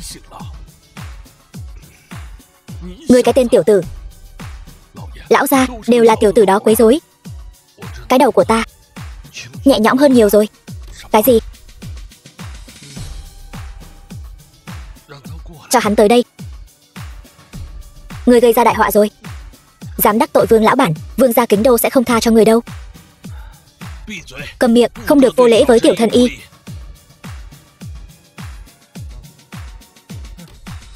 Đa tạ tiểu thần y cứu mạng. Ta là Vương gia Kính Đô, nếu tiểu thần y không chê, đến môn hạ ta ngồi chơi.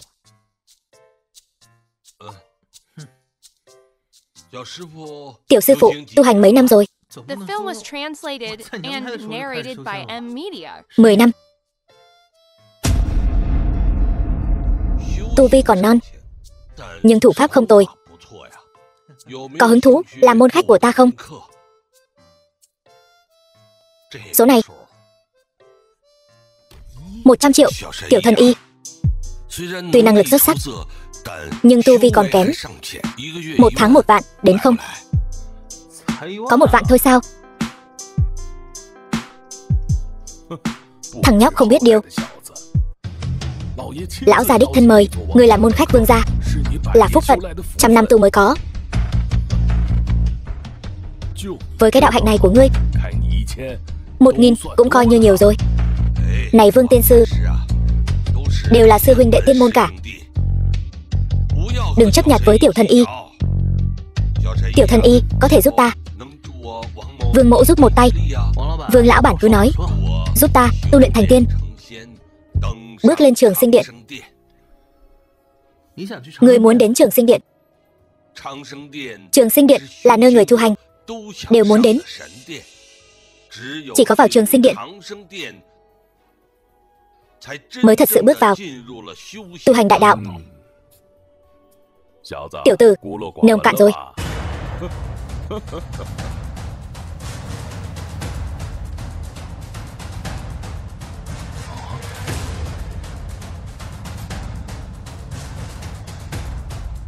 Chậm đã, to gan. Đây chính là thần dược, ăn vào có thể tăng tu vi. Tu vi kéo dài tuổi thọ. Chưa ăn thuốc, trước đó cái chân này của ta đã ngồi xe lăn 10 năm rồi. Vương lão bản, gần đây ngươi có phải ngũ giác suy yếu, vị giác biến mất? Sao ngươi biết? Ra ngoài phải có y giả bên cạnh. Phế vật không biết tự lượng sức. Vừa rồi là ngươi may mắn cứu được lão gia nhà ta. Với 10 năm tu hành của ngươi, còn dám ra ngoài làm trò cười. Đừng làm khó tiểu thần y. Căn bệnh này của ta tìm khắp Đông Lăng, tất cả các chuyên gia hàng đầu cũng không chữa khỏi. Đó là vì bọn họ không giỏi bằng ta. Được, cho tiểu thần y một cơ hội thể hiện.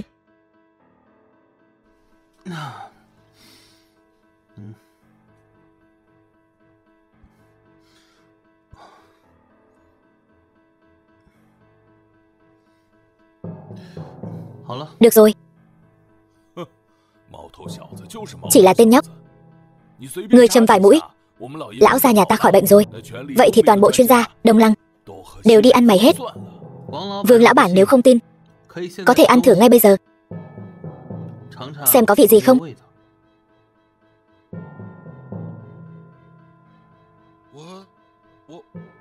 Ta khỏi rồi.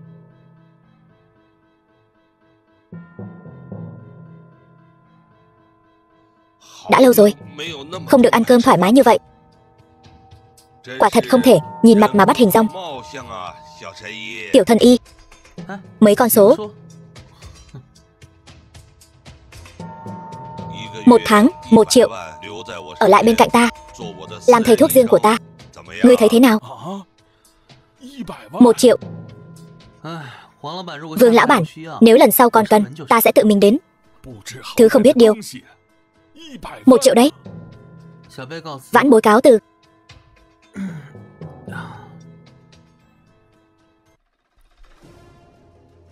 Vương lão bản, thuốc nào cũng có 3 phần độc. Thuốc vẫn là không nên ăn bừa bãi. Ngươi biết cái gì? Đây chính là thuốc của Thánh Y môn, do đích thân y thánh bảo chế, đắt như tôm tươi. Được lắm, luyện ngục môn các ngươi hạ độc cả thanh, hại thanh danh của Thánh Y môn ta. Tiểu thần y, cánh cửa vương gia ta luôn rộng mở chào đón ngươi. Vương lão bản, nhất định phải nhớ buổi tối phải đi sát lề đường, nếu không sẽ gặp tai nạn máu me. Tai nạn máu me. Đa tạ tiểu thần y nhắc nhở. Buồn cười, lão gia gặp tai nạn máu me, ta lại không biết sao. Đến lúc đó sẽ biết. Ta từng được chỉ điểm của Tam Tiên Cô, đệ tử của Bách Lý Thần Toán. Miệng vàng lời sắt, chẳng bao giờ sai. Tam Tiên Cô tu vi thâm hậu, chỉ có thể nhìn từ xa, khó mà tiếp cận. Ta cũng nghĩ vậy. Tiểu Thần Y, xin dừng bước. Tiểu Thần Y, giúp ta đại ân như vậy, thế mà không lấy tiền. Cái này, người nhất định phải giữ gìn cẩn thận. Đây là thư mời của Tàng Bảo Các. Toàn bộ Đông Lăng sở hữu thư mời Tàng Bảo Các không quá 10 người. Đây chính là biểu tượng thân phận. Có cái này, linh dược bảo vật của Đông Lăng há chẳng phải có được dễ như trở bàn tay. Vương lão bản, lễ vật này có phải quá quý giá rồi không? Tiểu Thần Y, chỉ cần ngươi có thể giúp ta bước lên Trường Sinh Điện, ta mua cả Tàng Bảo Các tặng cho ngươi cũng chẳng đáng là gì. Tu luyện y pháp, tu thân dưỡng tính, tu luyện võ thuật, tăng cường sức khỏe. Vương lão bản, không cần thiết phải chấp niệm với việc tu hành như vậy. Thần tiên còn đang ngưỡng mộ phàm nhân. Thật ra Trường Sinh Điện cũng không đẹp lắm đâu. Ngươi lầm rồi. Được tận mắt gặp điện chủ Trường Sinh Điện là tâm nguyện cả đời ta. Sẽ có một ngày được gặp.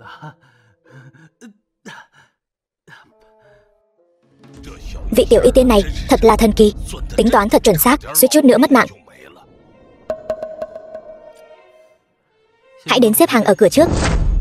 To gan, lão gia nhà ta đích thân đến thăm. Cho ngươi thể diện rồi. Cái y quán rách nát của ngươi còn dám ở trước mặt vương gia ta giả vờ ra vẻ ta đây. Câm miệng. Không thấy Tiểu Thần Y đang bận sao? Vương tiên sư trên miếu nhỏ của ta. Ra khỏi cửa rẽ trái là đại y viện. Điểm báo cực xấu. Tiểu tử, ngày trầu trời của ngươi sắp đến rồi. Mạng của tiểu gia, Diêm Vương còn không tính ra. Ngươi lại là cái thứ gì? Ngươi nghi ngờ ta, chính là nghi ngờ Tam Tiên Cô Bách Lý Thần Toán. Không giấu gì ngươi. Bản tiên sinh được Tam Tiên Cô đích thân chỉ điểm. Trùng hợp thay, sư cô của ta cũng là Tam Tiên Cô. Nói như vậy, ngươi là sư đệ của ta. Nhưng sao ta chưa từng nghe Tam sư nương nhắc đến có một tên đồ đệ ngu si như heo như ngươi. Tiểu tử thối, ngươi biết cái gì? Tam Tiên Cô có 3.000 môn đồ, coi trọng nhất là xuất thân. Ta là người đứng nhất của Thanh Vân Quan. Thanh Vân Quan là đệ nhất đạo quán hương hỏa. Ngươi lại đến từ nơi nào? Thánh Y Môn. Thằng nhóc không biết trời cao đất dày. Loại lời nói đại nghịch bất đạo này ngươi cũng dám nói ra. Thánh Y Môn là nơi nào? Thánh Y Môn là tổ tông của Y Môn. Thiên hạ y giả che lấn đều muốn đến nơi tu tiên. Nghe người ta thổi phồng 20 năm, các ngươi chưa nói chán, ta đã nghe chán rồi. Thánh Y Môn gọi ta đi, ta cũng không muốn đi. Khoác lác, còn muốn khoác lác nữa. Ngươi tưởng ngươi là y thánh sao? Tiểu Thần Y, lời này không thể nói bừa. Thánh Y Môn 10 năm chọn một nhân tài, đều là chọn thiên tài có tiên cốt bẩm sinh. Loại nhân tài này vạn người mới có một. Cho nên nói Thánh Y Môn từ mấy trăm năm trước đã biến mất rồi. Theo ta được biết, Thánh Y Môn chỉ để lại một môn đồ cuối cùng, cũng chính là y thánh cuối cùng của Thánh Y Môn. Ai? Hình như gọi là Dê Huyền. Cái gì? Liên quan gì đến ngươi? Không ai từng thấy dung mạo của hắn. Lịch đại y thánh, lấy Long Ngọc làm tín vật.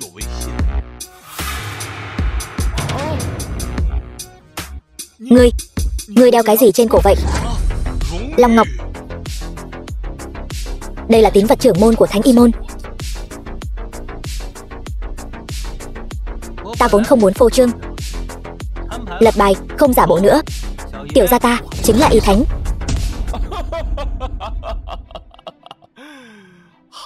Được lắm, tiểu tử ngươi giỏi. Lấy một miếng ngọc giả để lừa bịp. Ngọc này có vết nứt, chắc chắn là giả. Long ngọc này có chứa thiên niên huyền thiết, làm sao có thể vỡ được? Long ngọc này là pháp khí phong ấn tu vi của ta. Thiên niên huyền thiết thì đã sao? Vẫn không thể chống lại cửu chuyển long thần công. Một thành công lực Lão gia, chúng ta về trước thôi. Thằng nhãi này toàn nói dối, thật to gan lớn mật. Không chỉ mạo nhận mình là đồ đệ của Tam Tiên Cô, mà còn khoác lác nói mình là y thánh. Vương tiên sư, được chân truyền của Tam Tiên Cô, xem sao bói quẻ, đứng đầu Đông Lăng, chưa từng sai lầm. Tiểu thân y, tuổi trẻ bồng bột. Mấy ngày nay cứ nghe tiên sư đi, an phận thủ thương. Nhãi danh, nhớ kỹ bài học hôm nay. Quý trọng mạng nhỏ, làm người đừng quá ngông cuồng.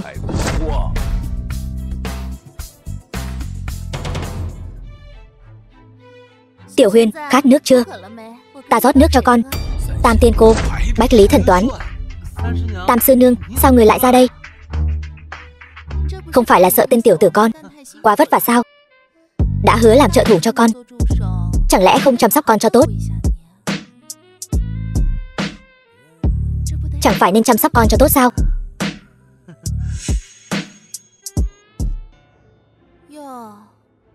Tiểu tử nhà họ Vương vẫn còn sống sao?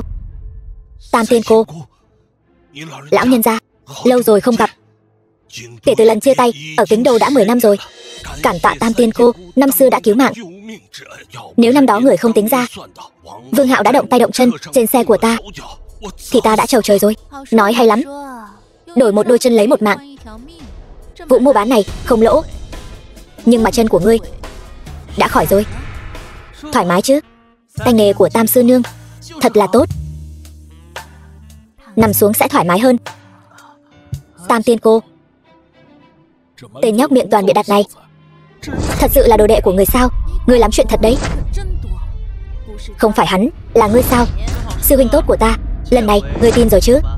Sư huynh, Tam sư nương, Vương tiên sư nói là môn đồ của ngươi, nên ta gọi hắn một tiếng sư huynh. Không quá đáng chứ? Môn đồ của ta. Ngươi họ gì tên chi? Mạo danh ta để lừa gạt. Ngươi có biết hậu quả không? Tam Tiên Cô, ta là Vương Thành Tùng, đệ tử của Thanh Vân Quan.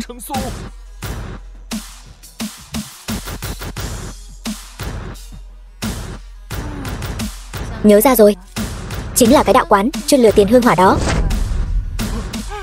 Tam Tiên Cô tha mạng. Chân của Vương Khang là do ngươi chữa khỏi. Phải, to gan. Lừa đảo thì thôi đi, lại còn dám câu kết với Luyện Ngục Môn, dùng tà độc hại người. Ta không có. Xin Tiên Cô minh xét. Đây là cái gì? Tiên Cô, đây là thần dược do y thánh đích thân luyện thành. Y thánh ở ngay đây. Người chắc chứ? Cái gì? Là ta? Làm sao có thể? Sao tên nhóc này lại có thể là y thánh được? To gan. Trần Huyền chính là truyền nhân đời thứ 89 của Thánh Y Môn. Ta đã chứng kiến nó lớn lên. Người thật sự là y thánh. Tiểu thân y, là Vương mỗ ta mắt kém, trách lầm tiểu thân y rồi. Xin người hãy nhận ta làm đồ đệ. Cái gì? Không được. Vương lão bản, mau đứng dậy đi. Không, ngài là y thánh, lại là đồ đệ của Tam Tiên Cô. Nếu ngài có thể nhận ta làm đồ đệ, là vinh hạnh của ta. Sao có thể được? Ta chưa từng làm sư phụ của ai. Tiểu Huyền, tu vi hiện tại của con đã có thể xuất sư rồi. Nếu con đã có duyên với Vương gia, thì hãy nhận Vương Khang làm đồ đệ đi. Cái gì Vương gia, thủ phủ Kính Đô, lại trở thành đồ đệ của tên nhóc này? Nếu Tam sư nương đã lên tiếng, ta sẽ nhận ngươi làm đồ đệ. Được.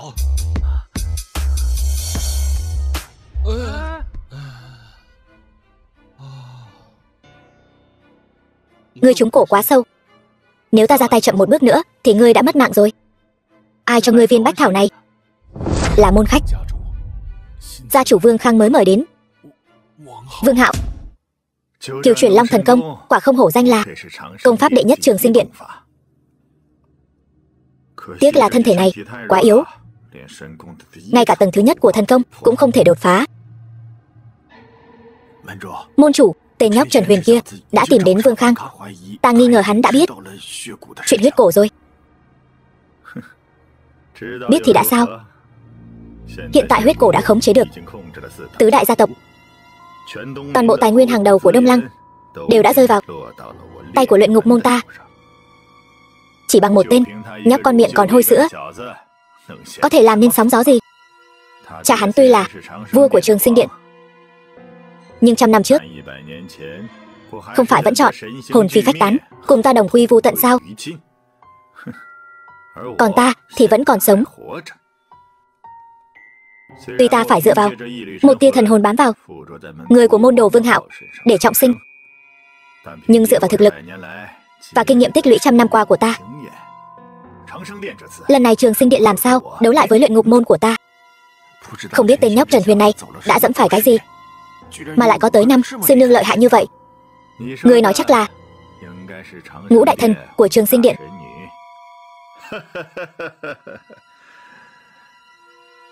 Đến thật dễ dàng. Không ngờ ngũ đại thần nữ của Trường Sinh Điện lại xuống núi hầu hạ hắn sớm như vậy. Ngũ thần nữ, đây là các ngươi tự mò đến cửa. Đừng trách ta không thương hoa tiếc ngọc.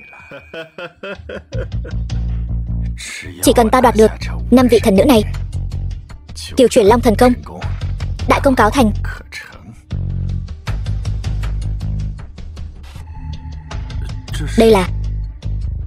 Đây là mẫu cổ. Trước đây ở trên người ngươi là công cổ.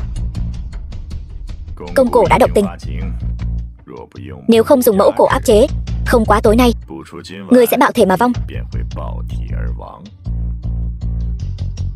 Yên tâm đi, đợi ta thần công đại thành, nhất định sẽ đưa Chu gia bước vào tiên môn.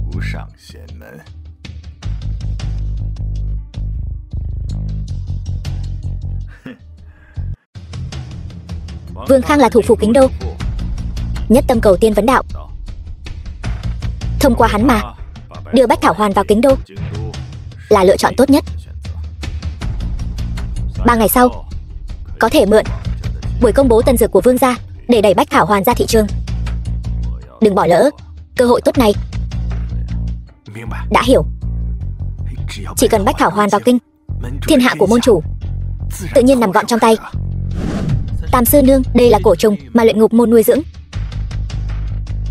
Ta còn tưởng là thứ tốt gì, hóa ra chỉ là bán thành phẩm. Bán thành phẩm mà đã có công hiệu lớn đến vậy sao? Chỉ là trò vặt vãnh thôi. Nếu Bách Thảo Hoàn được bán ở Đông Lăng, vậy thì tất cả mọi người đều sẽ bị lợi dụng và khống chế. Ta nghĩ lần này luyện ngục môn muốn tái lập môn phái, ngóc đầu dậy. Nằm mơ giữa ban ngày. Bọn ta mang ngoại đạo này từ 100 năm trước đã nên chầu trời hết rồi.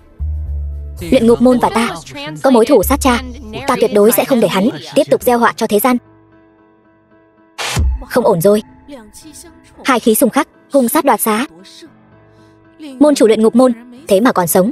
E rằng môn chủ luyện ngục môn dùng quỷ pháp để bảo tồn thân hồn. Này, e rằng đã dùng trường sinh chi pháp mà trùng sinh ở nơi khác. Hiện tại Kiều Chuyển Long thần công của ta mới tu luyện đến tầng thứ 3. Nếu không gấp rút tu luyện, e rằng không địch nổi. Tiểu Huyền, chẳng phải còn có chúng ta sao? Nhóc con quên rồi sao? Muốn luyện thần công, ắt có chúng ta, các thần nữ cùng hầu hạ. Yên tâm, chúng ta sẽ giúp cậu. Tiểu Huyền, Kiều Chuyển Long thần công pháp luyện thành không dễ dàng. Chỉ dựa vào một mình con, trong thời gian ngắn rất khó đột phá. Mấy sư nương chúng ta sẽ giúp con cùng tu luyện thần công. Tiểu Huyền, sư nương đã tính toán, tính ra hôm nay là thời điểm tốt để con tu luyện Kiều Chuyển Long thần công. Ý của các tỷ muội chính là ý của ta. Tiểu Huyền, cơ hội không thể bỏ lỡ. Thời gian không trở lại. 5 vị sư nương, hãy giúp tôi trong thời gian ngắn nhất tu luyện thần công.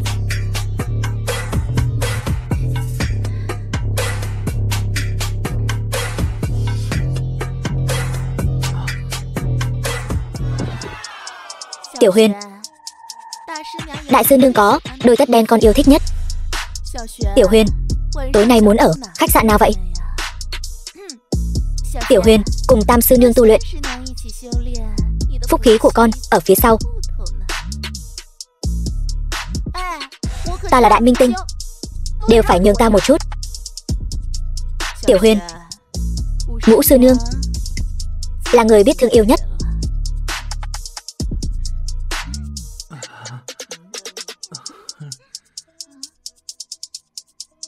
Tiểu Huyền, lại đây. Đại sư nương bắt mạch cho con. Đại sư nương, người bắt mạch làm gì? Đương nhiên là đối chứng hạ dược. Cho con một phương thuốc long tinh hổ mãnh. Đại sư nương, là ta. Giữ cho ta một phòng tổng thống sang trọng nhất. Còn nữa, từ ngày mai trở đi, khách sạn Long Hoa toàn bộ phải sơ tán, không cho phép bất kỳ ai quấy rầy. Dương Tròn, thế nào? Ngày mai hủy hết tất cả các lịch trình.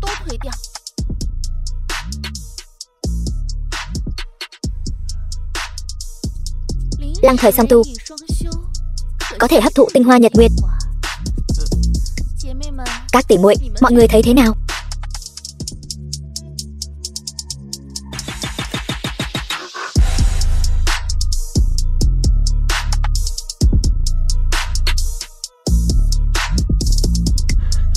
Thần công đại thành. Chúc mừng quân vương hồi quy. Các sư nương đang làm gì vậy? Tiểu đồ đệ của mọi người. Quân vương gì chứ? Năm đó Thánh Y môn và Luyện Ngục môn đại chiến. Phản đồ Luyện Ngục môn tuy bị tiêu diệt toàn bộ, nhưng Thánh Y môn nguyên khí cũng đại thương. Lão quân vương thần hình tan biến. Ông ấy giao thiếu chủ cho 5 vị thần nữ chúng ta nuôi dưỡng, giúp con hoàn thành thần công. Bây giờ thần công đại thành, lão quân vương cuối cùng có thể an nghỉ rồi. Nếu không có 5 vị sư nương giúp đỡ, con mãi mãi không thể đột phá tầng thứ 5. Đa tạ 5 vị sư nương đã nuôi dưỡng, dạy dỗ. Đồ ngốc, đây là sứ mệnh của 5 sư nương chúng ta. Bây giờ con đã đại công cáo thành, cuối cùng cũng đến lúc báo thù cho phụ thân con rồi. 3 ngày nữa, trong buổi họp báo ra mắt tân dược của Vương Hạo sẽ ra mắt Bách Thảo Hoàn. Theo ta suy đoán, hắn không chỉ muốn mượn tay Vương Khang để khống chế Đông Lăng, mà còn muốn đưa Bách Thảo Hoàn đến Kính Đô. Ta sẽ đi diệt hắn ngay bây giờ. Hắn là cái thá gì, dám ở Đông Lăng làm càn? Đừng vội. Vương Khang là người của ta. Hắn nói với ta 3 ngày nữa Vương Hạo sẽ ra mắt tân dược của bọn họ tại buổi họp báo của Vương gia. Hắn muốn nhân cơ hội này dò la tin tức của môn chủ Luyện Ngục môn. Ta bảo Vương Khang cố ý tung tin bệnh tình nguy kịch, nói là đang thu mua số lượng lớn Bách Thảo Hoàn. Vương Hạo, tên tiểu nhân này đã phản bội ta. Vừa hay lần này nợ cũ nợ mới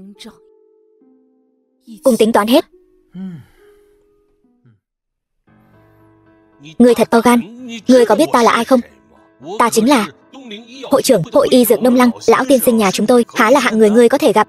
Ngươi, tôi nghe nói Vương lão bản bệnh nặng, nên đặc biệt mang Bách Thảo Hoàn đến biếu. Nếu làm chậm trễ bệnh tình của Vương lão bản thì cẩn thận cái đầu của ngươi đấy. Có Bách Thảo Hoàn này, cứu mạng Vương lão bản là có thể trở thành môn khách của Vương gia. Về sau vinh hoa phú quý còn phải lo lắng sao? Tên tiểu tử này làm sao có thể vào được? Ngươi nói ta sao? Đương nhiên là đến tìm đồ đệ của ta rồi. Đồ đệ? Tên tiểu tử nhà ngươi cũng xứng thu nhận đồ đệ sao? Tên tiểu tử nhà ngươi chắc chắn cũng muốn làm môn khách của Vương lão bản. Ta không thích làm môn khách của Vương gia. Vương gia, thủ phủ Kính Đô đang rộng rãi chiêu mộ môn khách thiên hạ. Ai mà có thể lọt vào mắt xanh của Vương lão bản thì đời sau phú quý không lo. Ai đó ở cửa ồn ào cái gì vậy? Đây chẳng phải là Vương tiên sư sao? Năm ngoái ở hội nghị giao lưu y dược chúng ta đã gặp nhau. Thì ra là Lưu hội trưởng. Có việc gì vậy? Nghe nói Vương lão bản bệnh nặng nên đặc biệt đến tặng thuốc. Đây chính là thần dược do y thánh luyện chế, đến tận cửa tự tiến cử, muốn làm môn khách của Vương lão bản. Được thôi, chuyện này cứ để tôi lo. Vương tiên sư, Vương gia tìm kiếm người tài, rộng rãi chiêu mộ kỳ nhân dị sĩ, nhưng loại người tâm thuận bất chính, mất hết y đức này thì vẫn là đừng nên cân nhắc thì hơn.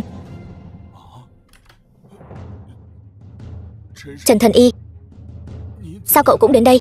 Tên nhóc miệng còn hôi sữa nhà ngươi có phải cố tình muốn đối đầu với ta không? Thật không biết tự lượng sức mình, chỉ với chút tài mọn ấy mà cũng muốn đến Vương gia làm khách, thật là si tâm vọng tưởng. Vô lễ. Ngươi là cái thá gì mà dám bất kính với Trần Thần Y? Vương tiên sư, ngài chớ có để bị tên tiểu tử này lừa. Hắn chỉ là một lang băm, Cầm miệng.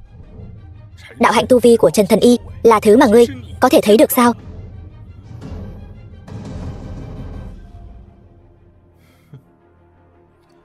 Không ngoài dữ liệu của ta.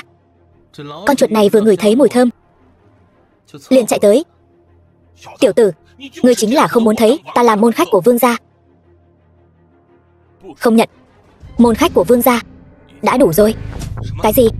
Vương tiên sư, sao ngài lại tin lời phiến diện của tiểu tử này? Không cần nhiều lời. Môn khách của vương gia Kính Đô, ngươi xứng đáng sao? Ta đường đường là hội trưởng hiệp hội y dược mà không xứng. Hắn, tên lang băm này, xứng sao? Thứ không biết tự lượng sức mình. Ngươi cũng dám? So với Trần Thần Y, tiên sư, ta cũng chỉ là một tiểu nhân vật mà thôi. Không muốn cùng Lưu hội trưởng tranh cao thấp. Vương tiên sư, tiểu tử này sẽ không phải là đồ đệ của ngài chứ? Đồ nhi của ta. Lão già, đừng nói bậy. Trần Thần Y, ta không có ý đó. Không ngờ Vương tiên sư ngài là đệ tử của Thanh Vân Quan, lại chấp nhận một tên lang băm làm đồ đệ. Nói ra, không sợ hiệp hội y dược chê cười sao?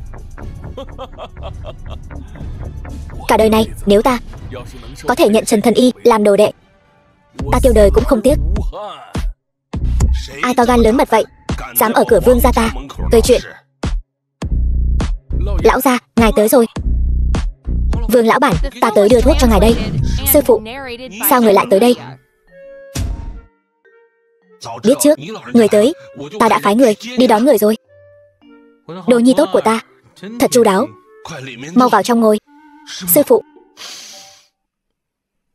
Lão gia, tên lang băm này cũng có Bách Thảo Hoàn. Đúng vậy, chính là con sâu hại người. Người đâu? Đốt nó cho ta. Người điên rồi. Đây chính là thần dược do y thánh luyện chế đó. Cầm miệng. Dám ở đây bôi nhọ y thánh. Kẻ không có y đức như ngươi không xứng làm thầy thuốc nữa. Truyền lệnh của ta, bây giờ phong sát kẻ này, vĩnh viễn cút khỏi Đông Lăng thị.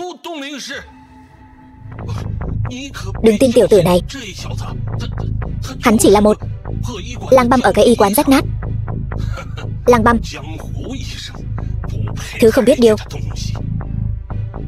Ngươi xem, đây là cái gì?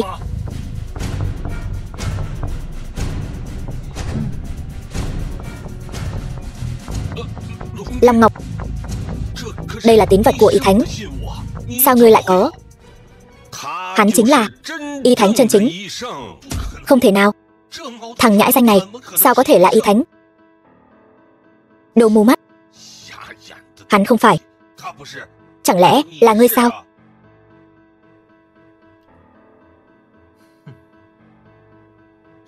Trần Thần Y là truyền nhân duy nhất của Thánh Y môn.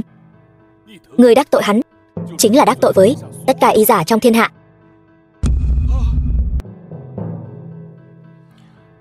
Ngươi y mình lớn tuổi, ta không so đo với ngươi. Nhưng ngươi rõ ràng biết Bách Thảo Hoàn sẽ hại vô số người. Vậy mà ngươi lại vì tư lợi cá nhân mà coi mạng người như cỏ rác. Ngươi không xứng làm thầy thuốc nữa.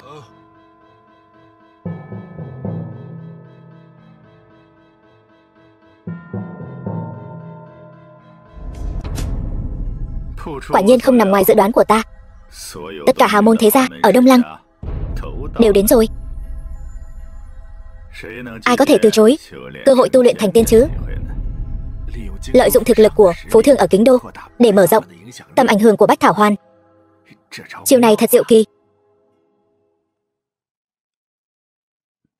Nhưng chỉ sợ thằng nhãi Trần Huyền kia đến quấy rối. Một thằng nhóc chỉ tu luyện 10 năm, sao có thể so được với 100 năm tu vi của ta? Hôm nay ta sẽ dương danh lập vạn, để hắn biết Thánh Y môn không thể so sánh với luyện ngục môn. Nhưng 5 vị sư nương của hắn lại cực kỳ lợi hại. Chỉ cần dậm chân là có thể khiến Đông Lăng long trời lở đất. Ta sợ sẽ bất lợi cho chúng ta. Yên tâm, hôm nay không ai có thể giúp Trần Huyền được.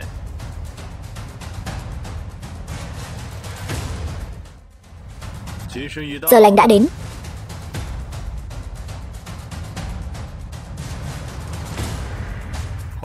Hoan nghênh quý vị đến tham dự buổi họp báo ra mắt tân dược của Vương gia. Xin mời gia chủ Vương gia tuyên bố bắt đầu.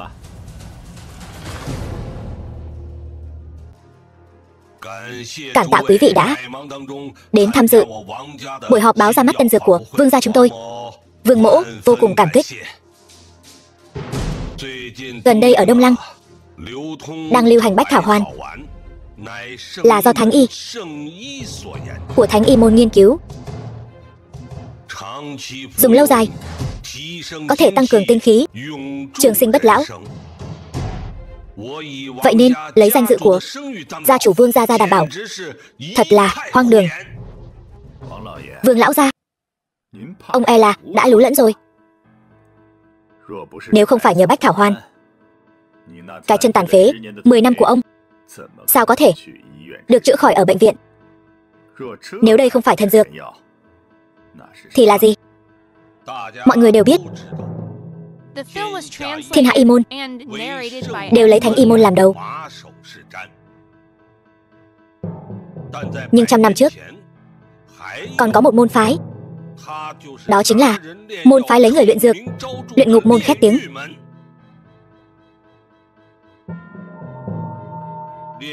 Luyện Ngục môn lấy người sống luyện thuốc, bất nhân bất nghĩa, nuôi huyết cổ, tội ác tày trời. Vương lão bản, hôm nay Đông Lăng thế gia đều có mặt ở đây. Người ăn nói ngông cuồng, yêu ngôn hoặc trúng, là ý gì? Người nói vậy là ý gì? Bách thảo hoàn này hoàn toàn không phải Thánh y nghiên cứu ra, cũng không phải thần dược gì. Vương Khang, bách thảo hoàn này đã chữa khỏi chân cho ngươi.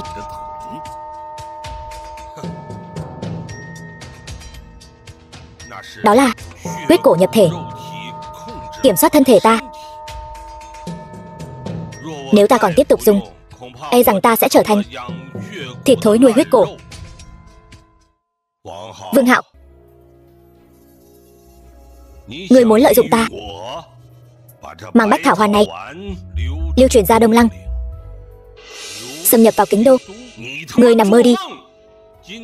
Hôm nay ta sẽ trước mặt tất cả các hào môn thế gia của Đông Lăng tuyên bố, ngươi muốn giúp Luyện Ngục môn trở lại, đó là nằm mơ giữa ban ngày. Bây giờ ngươi đã trúng cổ độc của ta, còn dám ngông cuồng như vậy, là muốn mất không toàn thây sao? Trời cao có mắt, để ta sống sót.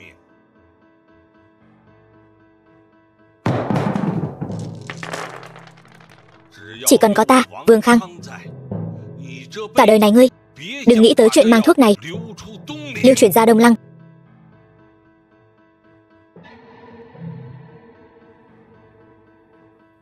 Cổ độc đã giải. Là ai? Là ta. Vương Hạo, cổ độc còn con này sao có thể làm khó được ta? Lũ hèn nhát Thánh y môn cũng dám đấu với ta.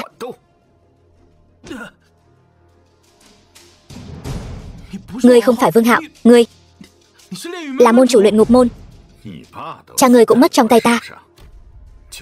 Chỉ bằng ngươi còn muốn đấu với ta?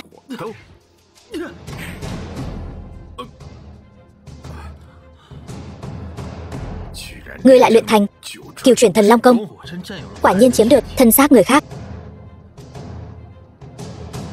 Tiểu gia ta không muốn vấy bẩn tay, ngươi tự kết liễu đi.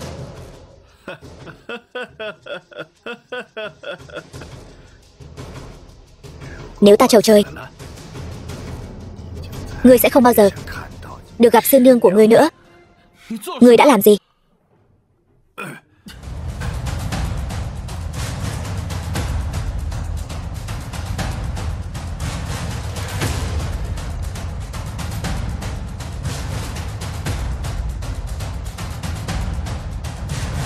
Hèn hạ, lại dám dùng mê hồn hương. Đừng vội. Đừng vội. Chờ chút. Tới lượt từng người các ngươi. Ta khinh, ngươi nằm mơ. Muốn chúng ta giúp ngươi luyện thành thần công, đời đời kiếp kiếp cũng không thể. Lão già đáng ghét. Ngươi dám động đến chúng ta, Tiểu Huyền sẽ không tha cho ngươi. Thì ra là tên tiểu tử nhà ngươi muốn cướp vận. Kẻ cướp vận người khác sẽ không có kết cục tốt đẹp. Ngươi cứ chờ chầu trời đi. Thần thần bí bí, câm miệng cho ta. Đã lắm lời như vậy, vậy thì ngươi là người đầu tiên.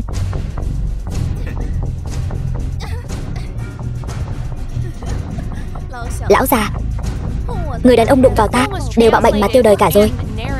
Muốn chầu trời đến vậy sao? Nói sớm đi chứ. Lại đây.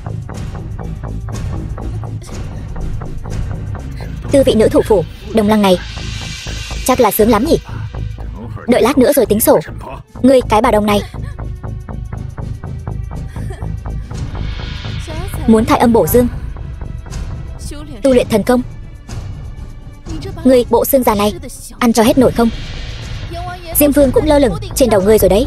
Ngươi còn nghĩ đến trâu già gặm cỏ non sao? Ta khinh. Tất cả im miệng cho ta.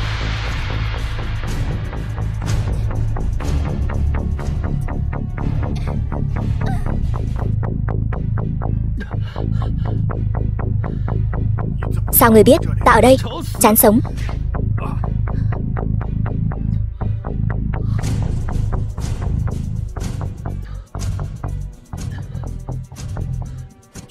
Tiểu Huyền, cuối cùng cũng đến rồi. Lão già đáng ghét này, hắn ức hiếp ta. Sư nương, mọi người không sao chứ?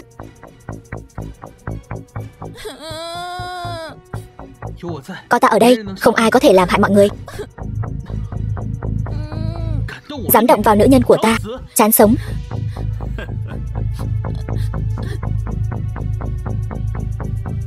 Ngũ đại thần nữ của Trường Sinh Điện, thải âm bổ dương, khí cụ tuyệt hảo. Cho tên tiểu tử nhà ngươi thật là phung phí của trời. Chi bằng nhường lại cho ta, vui vẻ một chút. Đi chầu trời đi.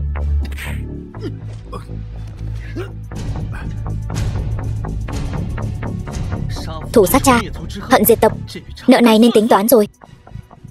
Kiều chuyển long thần công, ngươi vậy mà tu luyện đến mức viên mãn rồi.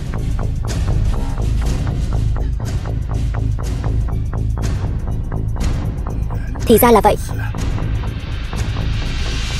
Xem ra các người đã sớm hợp thể luyện công. Khó trách. Khó trách.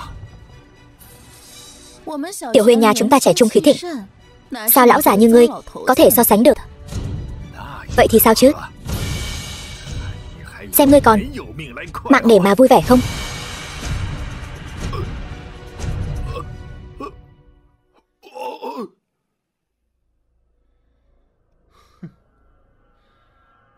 Bách thảo hoa này tư vị thế nào?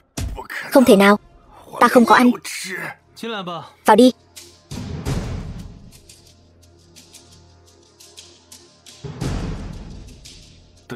Đa tạ Trần Thần Y cứu mạng. Cổ công và cổ mẫu trên người ngươi đều đã được loại bỏ. Ngươi dám phản bội ta? Ngươi dùng bách thảo hoàn uy hiếp tính mạng Chu gia ta, ta còn phải cảm kích ngươi hay sao?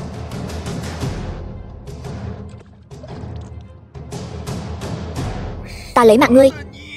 Lão già, 100 năm tu vi của ngươi thì đã sao? Thân thể ngươi bây giờ vẫn chỉ là huyết nhục phàm thai. Cổ công và cổ mẫu này ở trong mỗi một nơi trên cơ thể ngươi, tư vị hoan lạc, sướng không? Đi uống thuốc. Thuốc lần này đảm bảo con long hổ 7 ngày 7 đêm. Tiểu Huyền, con vẫn nên luyện công cùng ta đi.